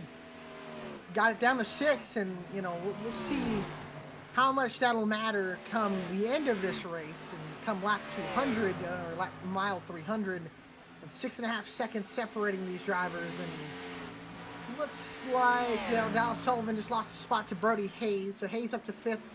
Second, about 1.2 seconds up ahead is Angelo Ronas, and Jeff Wright is bringing it down pit road again. And I think he's coming in this lap, but I mean, look at the lap counter. I'm worried he can't make it to the end on fuel. And hard onto the brakes and in goes Jeff Wright. So about 6 seconds was the gap between him and Mayato. And if you look at the lap counter, there's going to be about 50 laps to go for Jeff Wright. And his last 2 runs, he went 51 laps, or 53 laps the first run. He then went 49 the second run, and then 48 on the third run. And he's going to have about 50 on this run. So he's going to have to save more fuel than he has all those runs. Now at this point, the best case scenario for Wright is a caution. Yeah. Unless he can miraculously save fuel. Unless he can save fuel, or man, I don't. And he's going to be in a tough spot too, because he's going to get lapped by Keith Mayato, so he's going to have to push a lap or so. Although the tire advantage will matter, but now he goes a lap down. So now if a caution comes out, he's chopped a lap down. He has to start at the back, tail end. Still a lot of factors to go, but realistically, he still has to get his lap back, and he's going to have to run laps. He's now in a hole, and he's saving fuel. Those two typically aren't a recipe for success, so to speak. This is a tough play for the 4018. Well, he's got that regular season championship locked down, so tonight's really about bragging points, and it's about just the extra bonus points going into the postseason, but he's immediately going to unlap himself here. So now we're back in the position of a caution being the best case scenario for Jeff Wright. We'll see. I'm listening to his in-car. He's not saving fuel, and so that would make me to believe that he doesn't believe he can make it. We'll see Jeff Wright just push this car as hard as he can. He'll likely come down within the same lap, or at least 3 laps of Keith Mayato. Well, now he's saving fuel. I don't know. But that last lap he ran to get his lap back, he didn't save fuel. So I think every lap you don't save fuel is going to cost you more fuel to save. It'll be a miracle if he can win this race. I think he might have top 3 out of it, but it would be a miracle to see him make it all the way on fuel as Keith Mayato continues to dominate this race, and he's closing up on Alan Dice here about a half a straightaway behind to put him a lap down. Jace Coley, who's tried about everything he can to get in, I don't think he's going to be able to make it. We'll see, though, but I think he would have needed to win this race to have any shot. And Keith Mayato, looking at how everything's going, if he runs another 10 laps, I think you'll see him bringing it down pit road, pit at about lap 165 and go to the end. The window for Mayato right now, 165 to 170. That's plenty of fuel to get to the end of the race. And more importantly, a fresh set of tires in case he does have to fend somebody off. A late race caution, he'll have that extra set. Good to have. And speaking of experience, I don't think 2 tires will work as good as it would in the next gen here. These cars tend to wear the left side tires out a little bit more, and the sidewalls have more give than the bricks on the next gen car. I'm just saying that because I'm still a little upset about Saturday. But I will say, though, that these cars, 2 tires could work possibly, but if you run a 15 lap run, sure, they're worth 2 laps of fun, right? But more than 2 or 3 laps, you're probably going to lose time and lose spots to the guys behind you on four fresh tires. So we'll see. I think Keith Miato's just praying no caution, but we'll see. And I think Brody Hayes here as well, running down Angelo Ronas. So we might see that VSPEED top 3 if Jeff Wright isn't able to make it on fuel, or if he can, it'll truly be a miracle. But he might be able to get a top 3 out of it. I just don't think he's going to be able to win. I'm going to have to jump on that boat with you. So I'm going to put it, you know, we mentioned it quite a while ago about our picks for the race. I'm reluctant to say this just because of that notorious broadcaster's curse, but Keith Miato looking extremely strong all race. He's led over half the laps. Set pole. He might go for the big 3 here tonight. Set the pole, most laps led. I think right now he even has the fastest lap on the track. What do they call that in F1? The Grand Slam? I believe so. He just might. Looking at the lap times, incorrect. Dallas Sullivan right now has the fastest lap by 2/100ths of a second over Keith Miato. Not too bad. I don't know, man. That's going to be tough. What did Dallas turn the fastest lap? Oh, 42. Okay. Wow. Almost a 28 or 29. Just about. Ever so close. He would have been the only car to break that. We'll see this next pit cycle. We're under full light now, or full darkness. Lights are on. Track is probably as cool as it's been all night. So I would have to say that I think we'll most likely get the fastest lap this upcoming run. And there's no point for that in BTDY if I'm not mistaken, right? Yeah, no bonus points for the fastest lap. I believe you do get one for the most laps led. Most lap, yeah, which Keith easily has locked up. There's no contest for that, so Miato will come out of this with another bonus point going into the postseason. And he'll have 5 more to go with it if he can get this win, and wherever he gets seated in the championship standings. I think we might have an all-time brawl of Jeff Wright and Keith Miato in the chase. Similar to what we saw a couple years ago between Seth Hatchell and Jeff Wright, and I think Seth Hatchell and Zach Carr, and again, wishing Seth the best and praying for him, and no one hopefully knows that all of VSPEED has his back, and we're cheering for him and rooting him on and wishing you the best, Seth, and if you're tuning in. So we appreciate you, and we're praying for you, and we're with you. Just to hit some statistics here, Alec. So Miato came into this race in the 4th position on the point standing. As it sits right now, he has, if Miato was to close out this race with a win, with the most laps led, and the bonus points from the win, that will put him in 2nd over his teammate Chris Samard. Oh yeah. So that would give Miato 2nd place in the point standing going into the postseason, which would be a huge momentum swing for the 36. It sure would be, and if he could pull this off, he will have won 3 of the last 4 races in this closing of the regular season. And man, I don't get me wrong, Jeff Wright's probably still the favorite, but Keith Miato, I think, is going to give him a run for his money. If there was ever a time to heat up out here on the track, it is the end of the season, rolling into the playoffs to do so. Miato setting himself up for success here over the next 8 races after tonight is concluded. And we'll see. Again, still up in the air if Jeff Wright can make it on fuel. He's saving fuel. Is it enough? And can he get enough of a gap to get by Keith Miato? And the question is, when does Keith Miato decide to bring it down pit lane? And I'd have to guess soon, because you don't want to give him too much time, just in case the 48 can make it. Brody Hayes still on the racetrack. Guys that have yet to bring it in, or actually Angelo Rodas, excuse me, just brought it down pit road. So we'll see what he's able to do. Miato is getting past that estimate of 165. He's still within this window, 165 to 170. Whatever I expect to see all 3 3 of these VSPEED cars bring it down pit road. Especially after the 29 of Ronas has brought it down, got some fresh tires underneath him. Yeah, Kind I'd of have to think. forces the Hayes down. Brody Hayes already bringing it down pit road. Yep.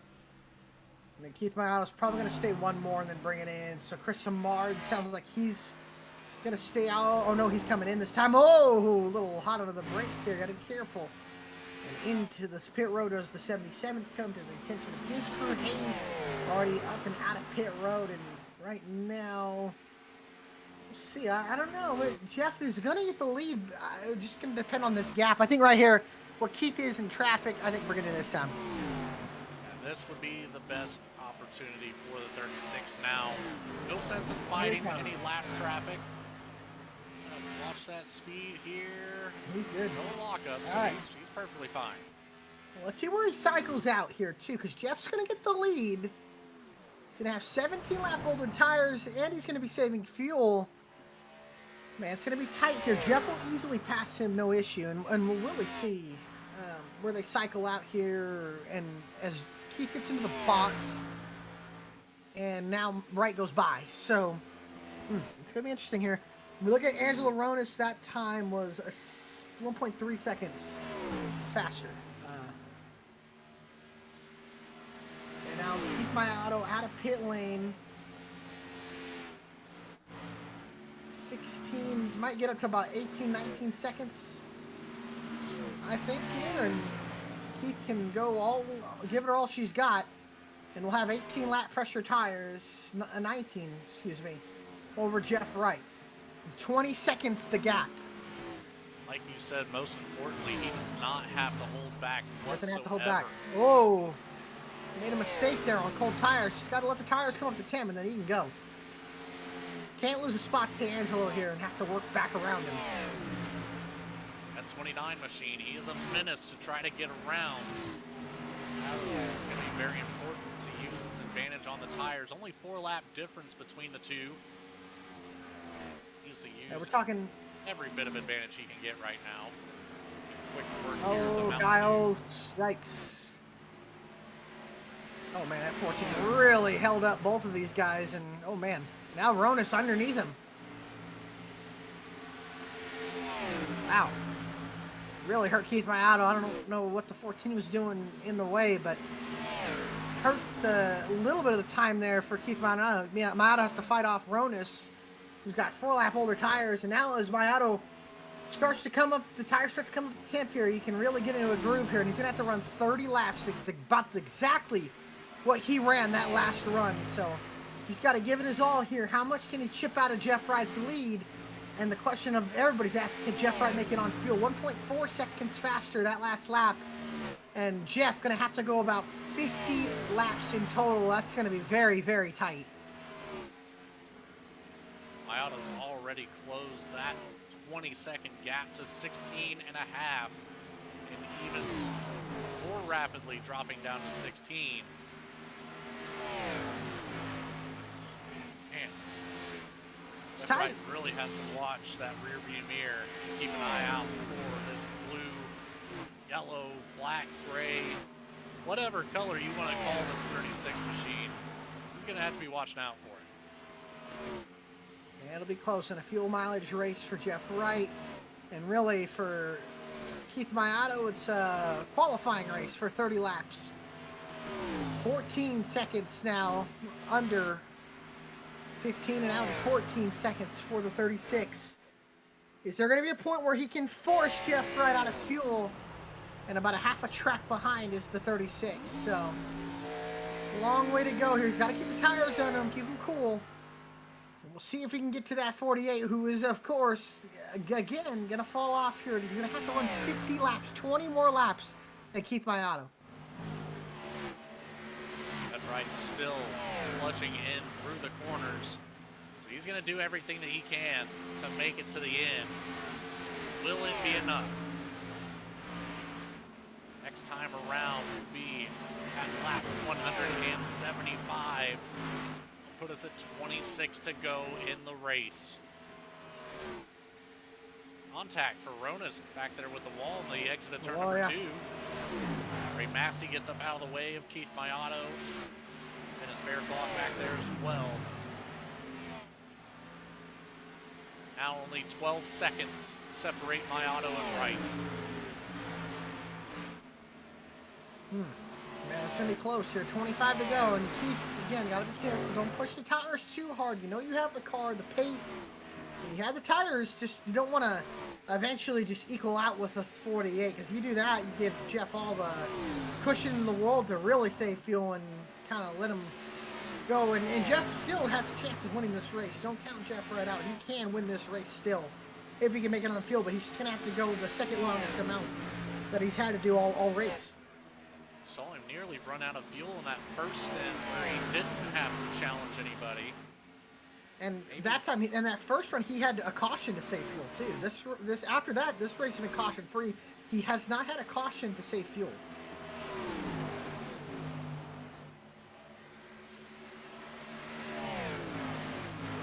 Man, I'm at a loss of words right now. Yeah, it's getting close. Keith under now 10 seconds. Mayato closes. Cuts out of Jeff Wright's leads. Chris Samard underneath Angelo Ronis for third. And he gets it. And Brody Hayes, who brought it in at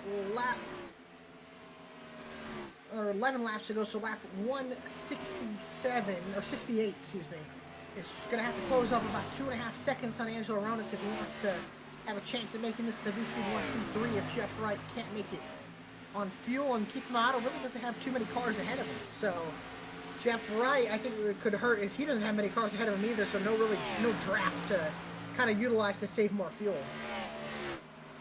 Right now, Brody Hayes trying to navigate the 80 of Dennis Faircloth. He does so with ease. Now he's just right under that 2.5 second mark to catch up to Angelo Ronis here. Make that VSPEED 1, 2, 3 a possibility.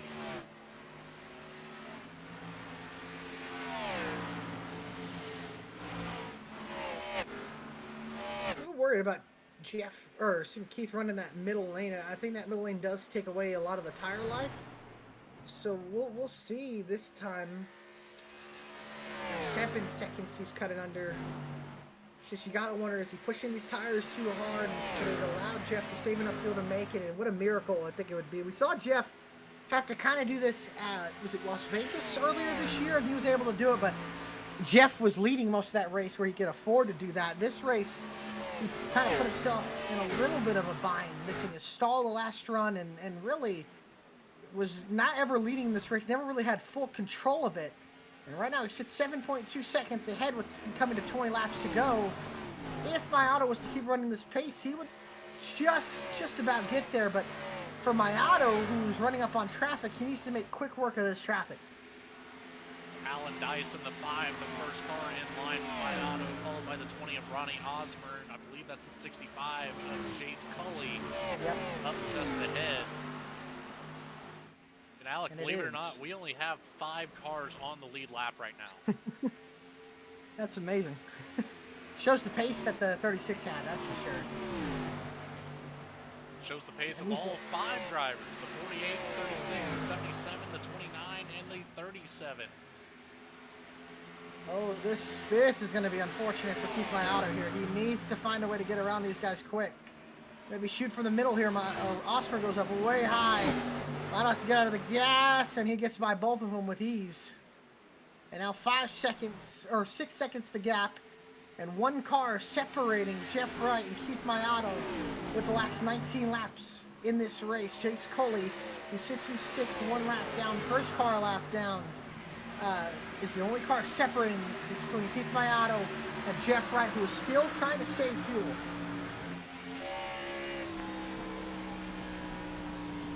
I think if he can get by Coley here pretty quick, then it'll open up the door for really everything, because then there's just clean air ahead until he gets to the 48. That's everything you can hope for here, especially with the sun down below the horizon now, the track lights on. It is time for that 36 to push as hard as he can to close out the ending of this race. It's all going to come down to that checkered flag. It is. It'll be close. 5 seconds now, under 4. And Mayato praying that he can get by this 65 quick. And Coley has to realize that there is a race for the win going on here. I think he'll be quick and he'll let him go. As now my auto peeks nose to the inside of the 65. And this time, well, he's going to stay side by side with him, and that's unfortunate for Keith Maiato. Can't afford to lose too much time here. And now he finally gets by. 65 and Coley pinching Keith Maiato down on that corner exit out of 4. Scrubs a lot of speed. Now 2 to 3 mile an hour difference doesn't sound like a lot. Whenever you're averaging anywhere from 160 plus around this track, it comes out to be quite a bit. That could be that 2 or 3 tenths of a second. It can be. Now 4.4 seconds separating the top two. Still 4 tenths the difference between Wright and Maiato, who's dominated this race. Wright trying to get his 7th race of the season and to put an exclamation point on an amazing regular season. And Keith Maiato really trying to turn the momentum of the season around. He hadn't won in 2 years, got his first race win of the season at Martinsville, and then backed it up with the win at Mid-Ohio. Had a great finish last week at New Hampshire, and then trying to back it up with his 3rd win in the last 4 races. And we'll see if it's possible now. Under 4 seconds the lead here with 13 to go. And we'll say this though, the lap time is not as impressive as they were at the beginning of the run, as the tire life starting to dwindle down on the 36, but still a half a second. If that's the case, I think half a second he'll be there by the end. Just half a second puts him right at around that lap 196. Maiato can keep the pace that he's at. Wright can keep the fuel in the car. Man, it's not the race I expected at all.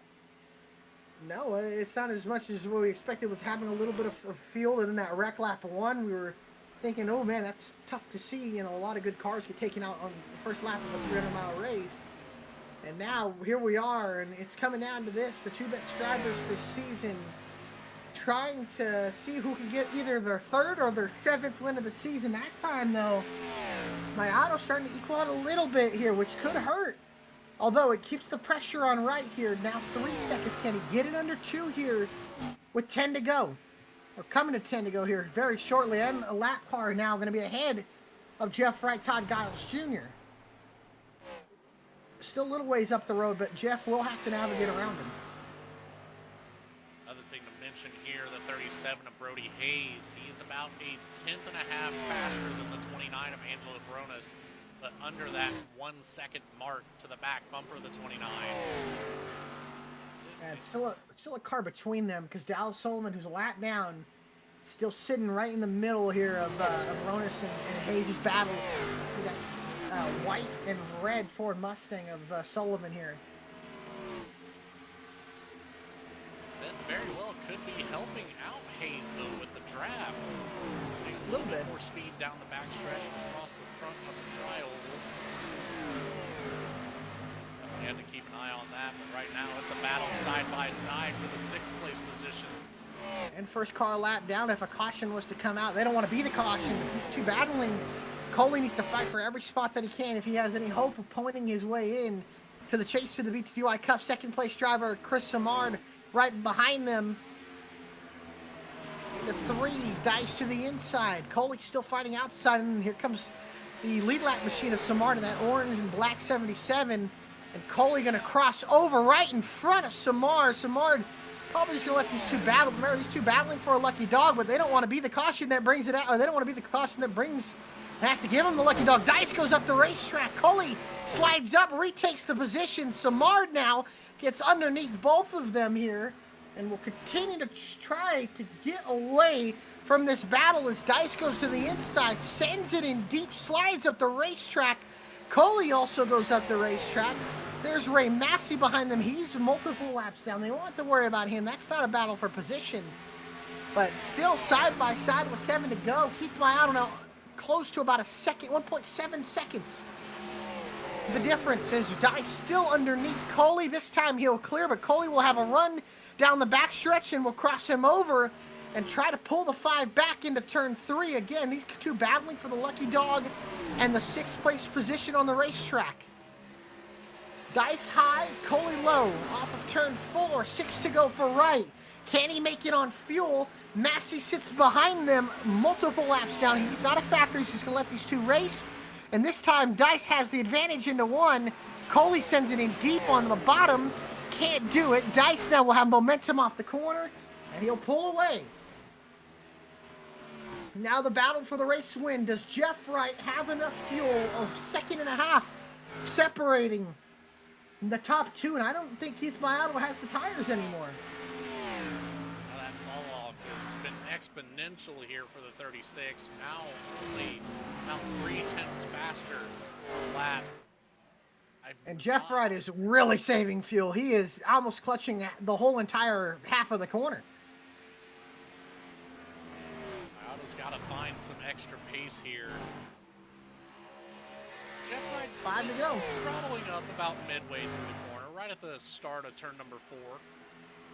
And we'll see, this is a lap car, Todd Giles Jr. We'll see how much does that affect him. And remember where Giles had that moment with Keith Mayato early in this run where Keith was trying to push in, that costed him about a second. Will that second be the difference between Keith Mayato not getting to Jeff Wright? Giles letting by both Jeff Wright and Keith Mayato. Now under a second.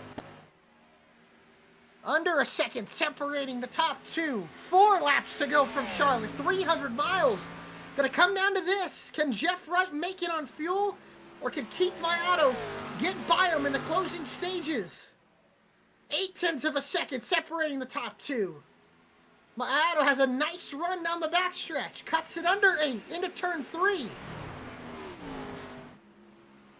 Nice. Jeff Wright pushing it a little bit harder now, but 20 laps the difference on tires. 3 laps to go at the start-finish line. Now 0.6 of a second between the top two.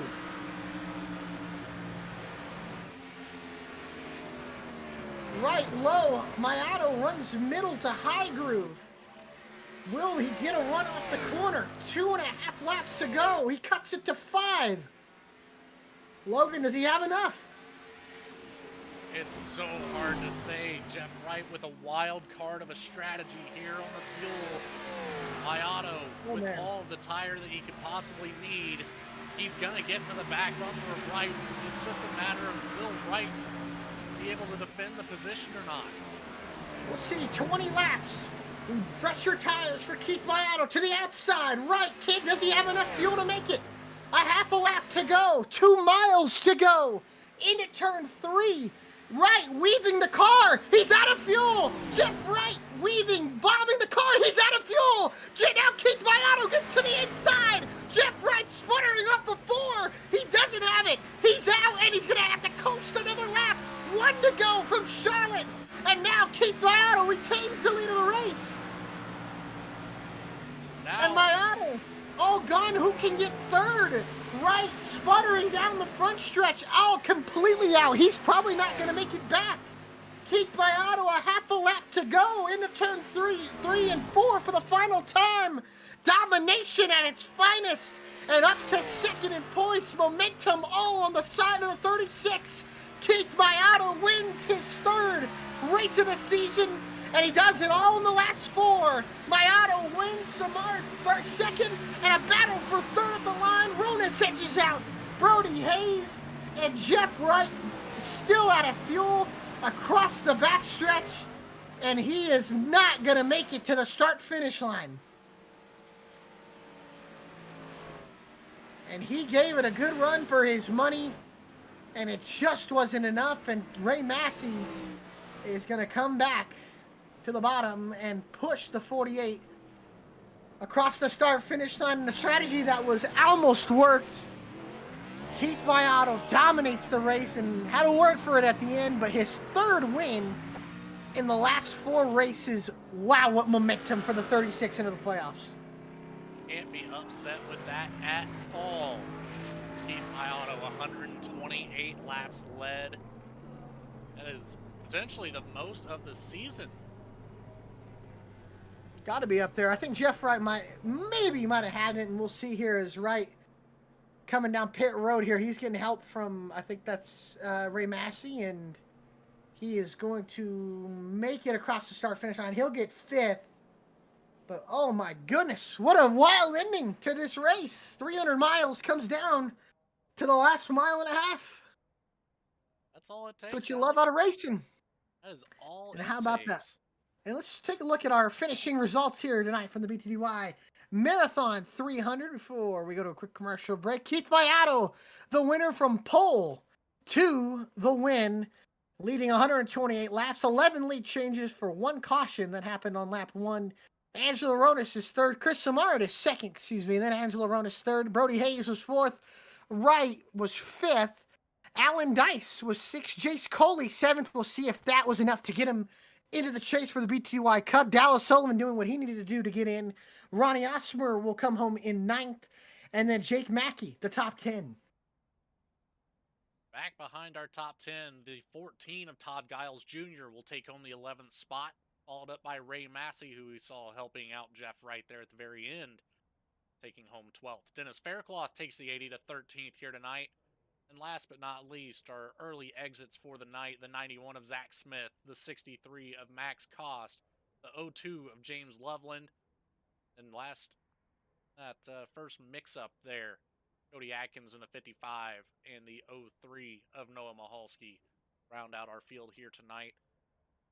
We'll take it to a quick commercial break, and then we'll be right back for all of our post-race coverage and interviews with our top 3 and, of course, Jeff Wright on the regular season championship win. Stay tuned. We'll be right back.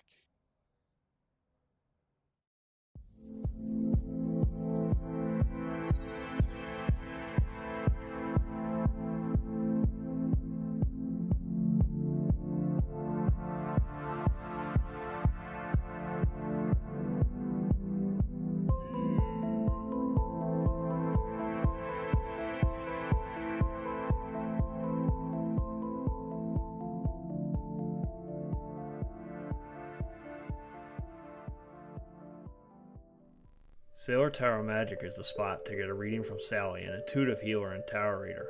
Known as the Nurturing Reader at New Jersey Street Fairs, you can also check out our YouTube channel for lunar and astro readings, as well as our Instagram for live weekly readings. Her rates are affordable, and you will leave with a newfound perspective. Sally is now offering an introductory class on tarot cards and intuition, and is available for parties.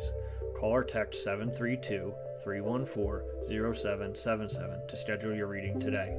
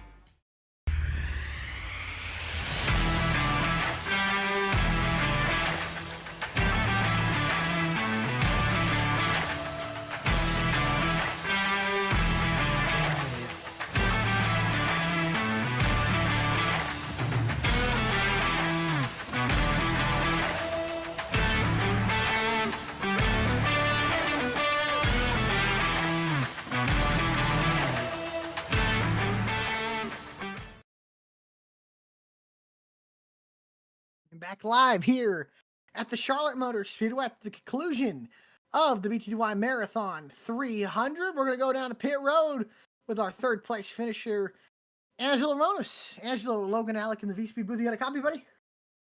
Yep, I got you. Well, man, a solid and quiet 3rd place finisher. Jeff Wright running out of fuel. What more did you maybe need to have to be up there in the mix there with Keith Mayato and Chris Samard?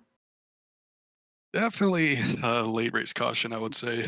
Whenever we were even, like on tires, I would say we were all pretty much on the same pace. I mean, Keith was the fastest of us all, but I felt like if I had one more opportunity to just get on equal tires, I was able to learn a few things among these rungs. But yeah, racing was fun. I got to apologize to Chris for that close call in the tri-oval. Thought he was going to go more high, but I went low. And then I don't know if it was caught on the broadcast, but Brody ended up hitting me in the one because I was on the high line, but I never communicated that he can go on the bottom because he had fresher tires. So apologize for that. But yeah, racing overall, though, I can't really complain with P3.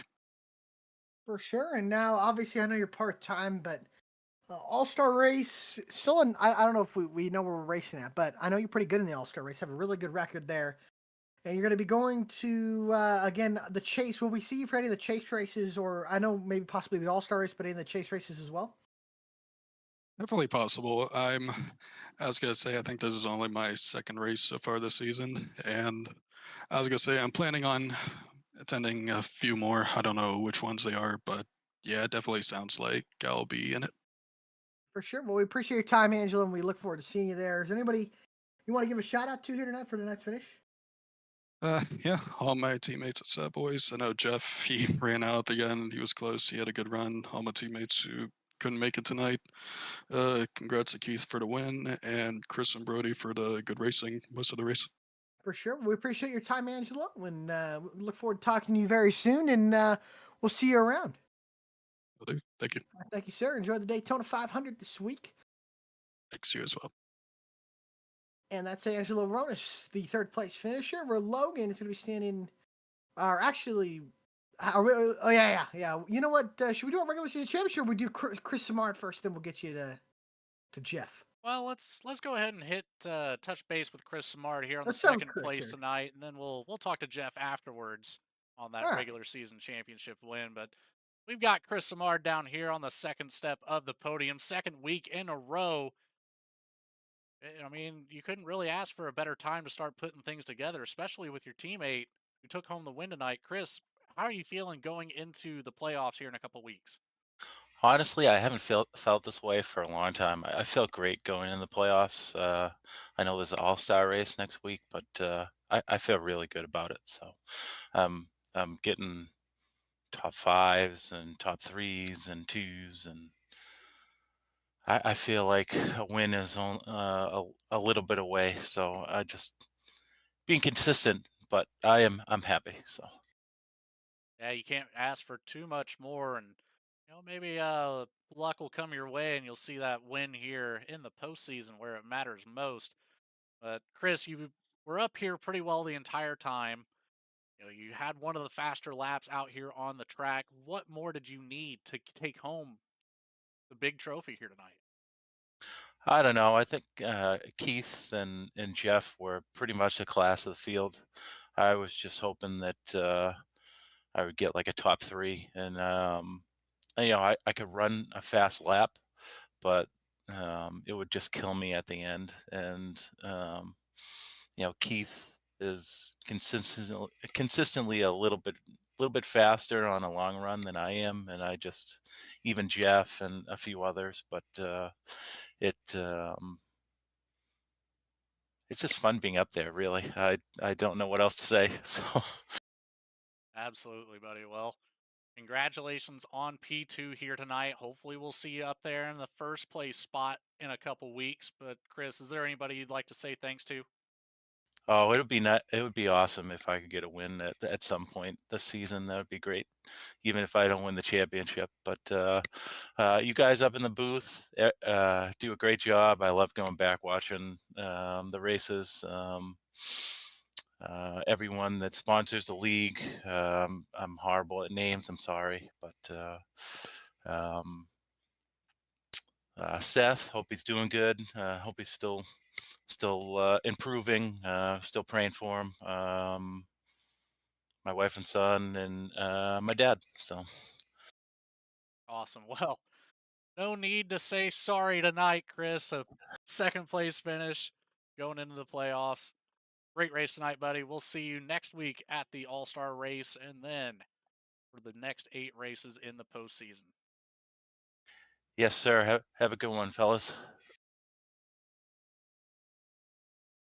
That'll Thank you, Chris. conclude our second place interview here. And Alec, I believe now you're standing by with our first place finisher, yeah? Yes, sir. Keith Biato, Alec Martinez looking through Kelvin in the booth, buddy. You got a copy? Done for. Well, man, dominant performance, but you did have to work for it. It got a little worrying there, but great battle between you and Jeff Wright, man. And your third win in the last 4 races has some momentum going into the playoffs. It's feeling good. It's been I just gotta keep it going. Keep the good finishes going, and yeah, the battle on the track. I had my doubts I was gonna catch Jen for quite some time, especially with the coming out of the pits on the last stint.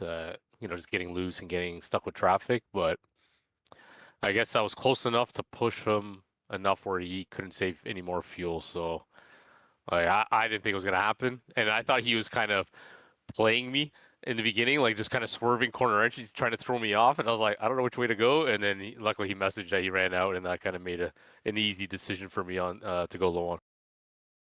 I got you. And like I said, the playoffs big. Obviously, next week, a little laid back all-star race. But then the week after, we get back to Kansas. How do you feel about going out there and attacking there and starting off the playoff run, trying to run down that 48?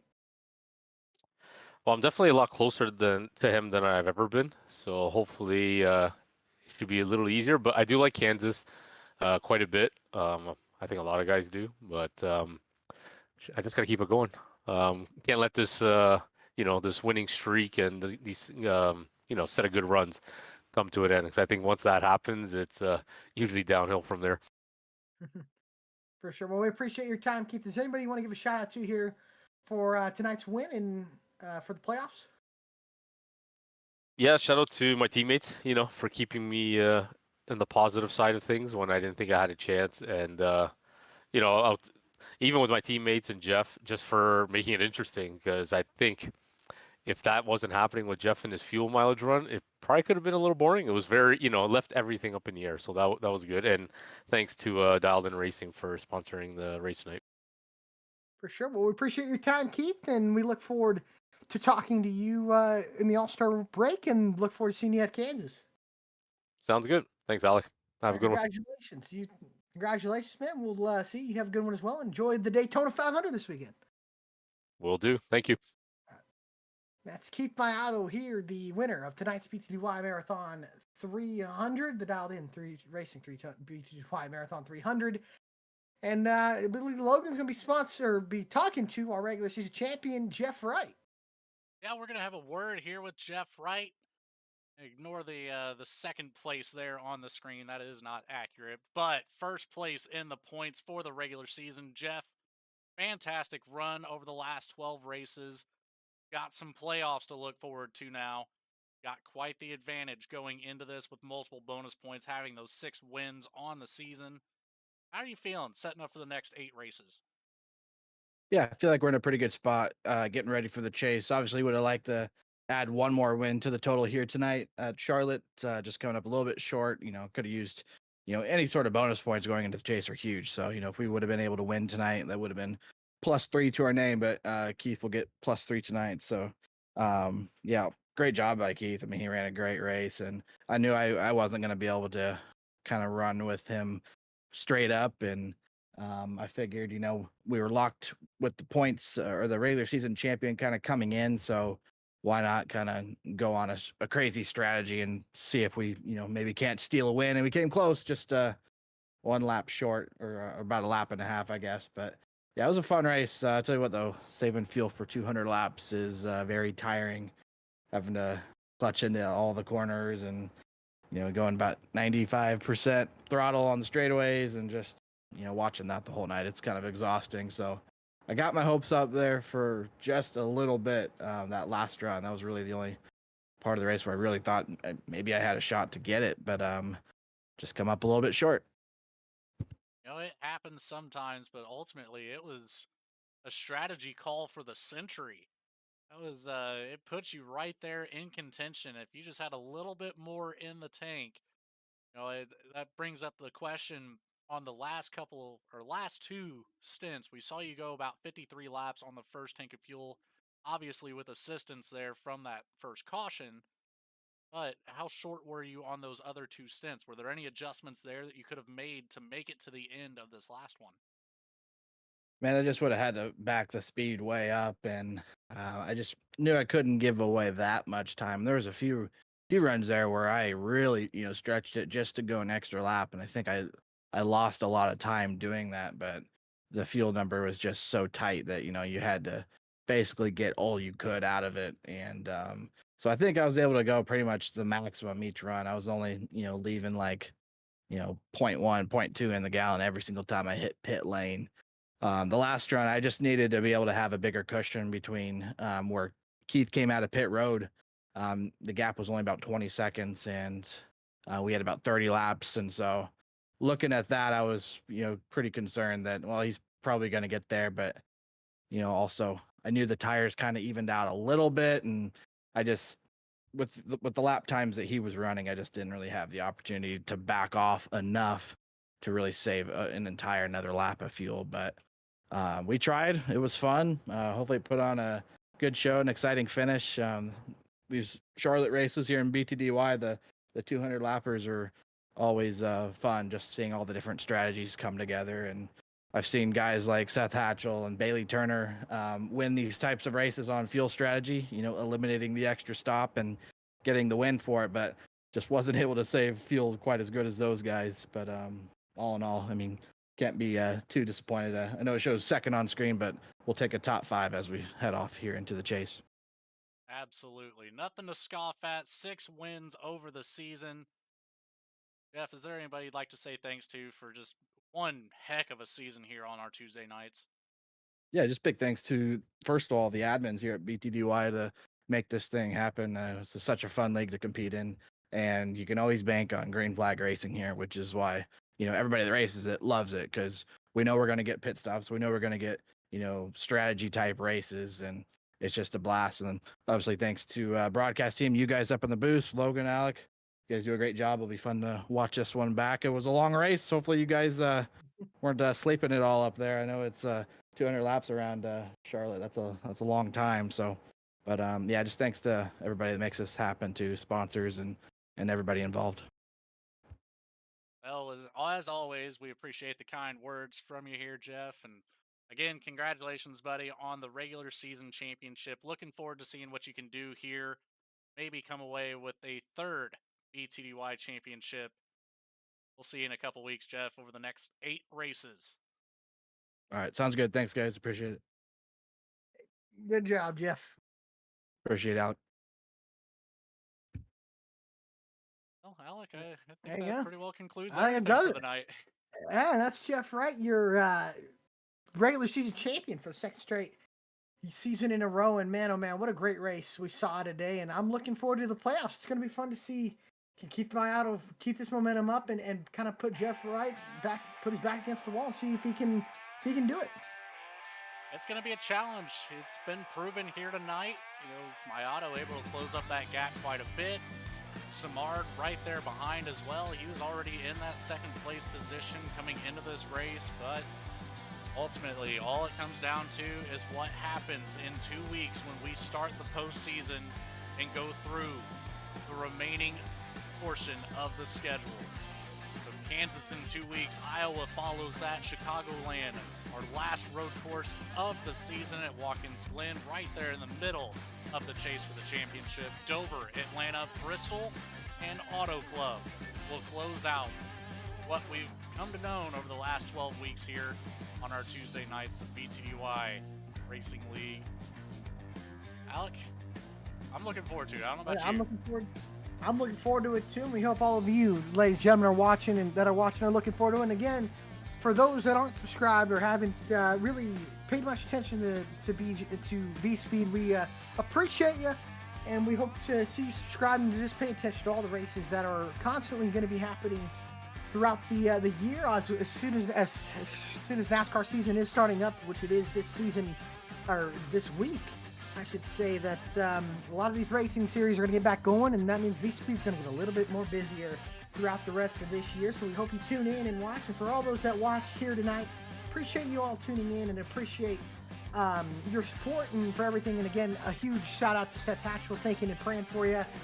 And we look forward to seeing all of you guys coming back here for the chase for the BTDY Cup. The lineup will be set, and you'll find out who the 12 drivers that will be racing for the championship in 2 weeks' time at 8:30 p.m. Eastern Time for the Kansas race, 134 laps there. And the chase for the BTDY Cup will begin As for everybody, I'm Alec Martinez, and joining me in the booth tonight, my producer and co-commentator, Logan Thurkow. Logan, it's been great to be here with you. For everybody tuning in, thank you. Enjoy the Daytona 500 this weekend, and we'll see you in 2 weeks' time at Kansas for the chase for the BTDY Cup.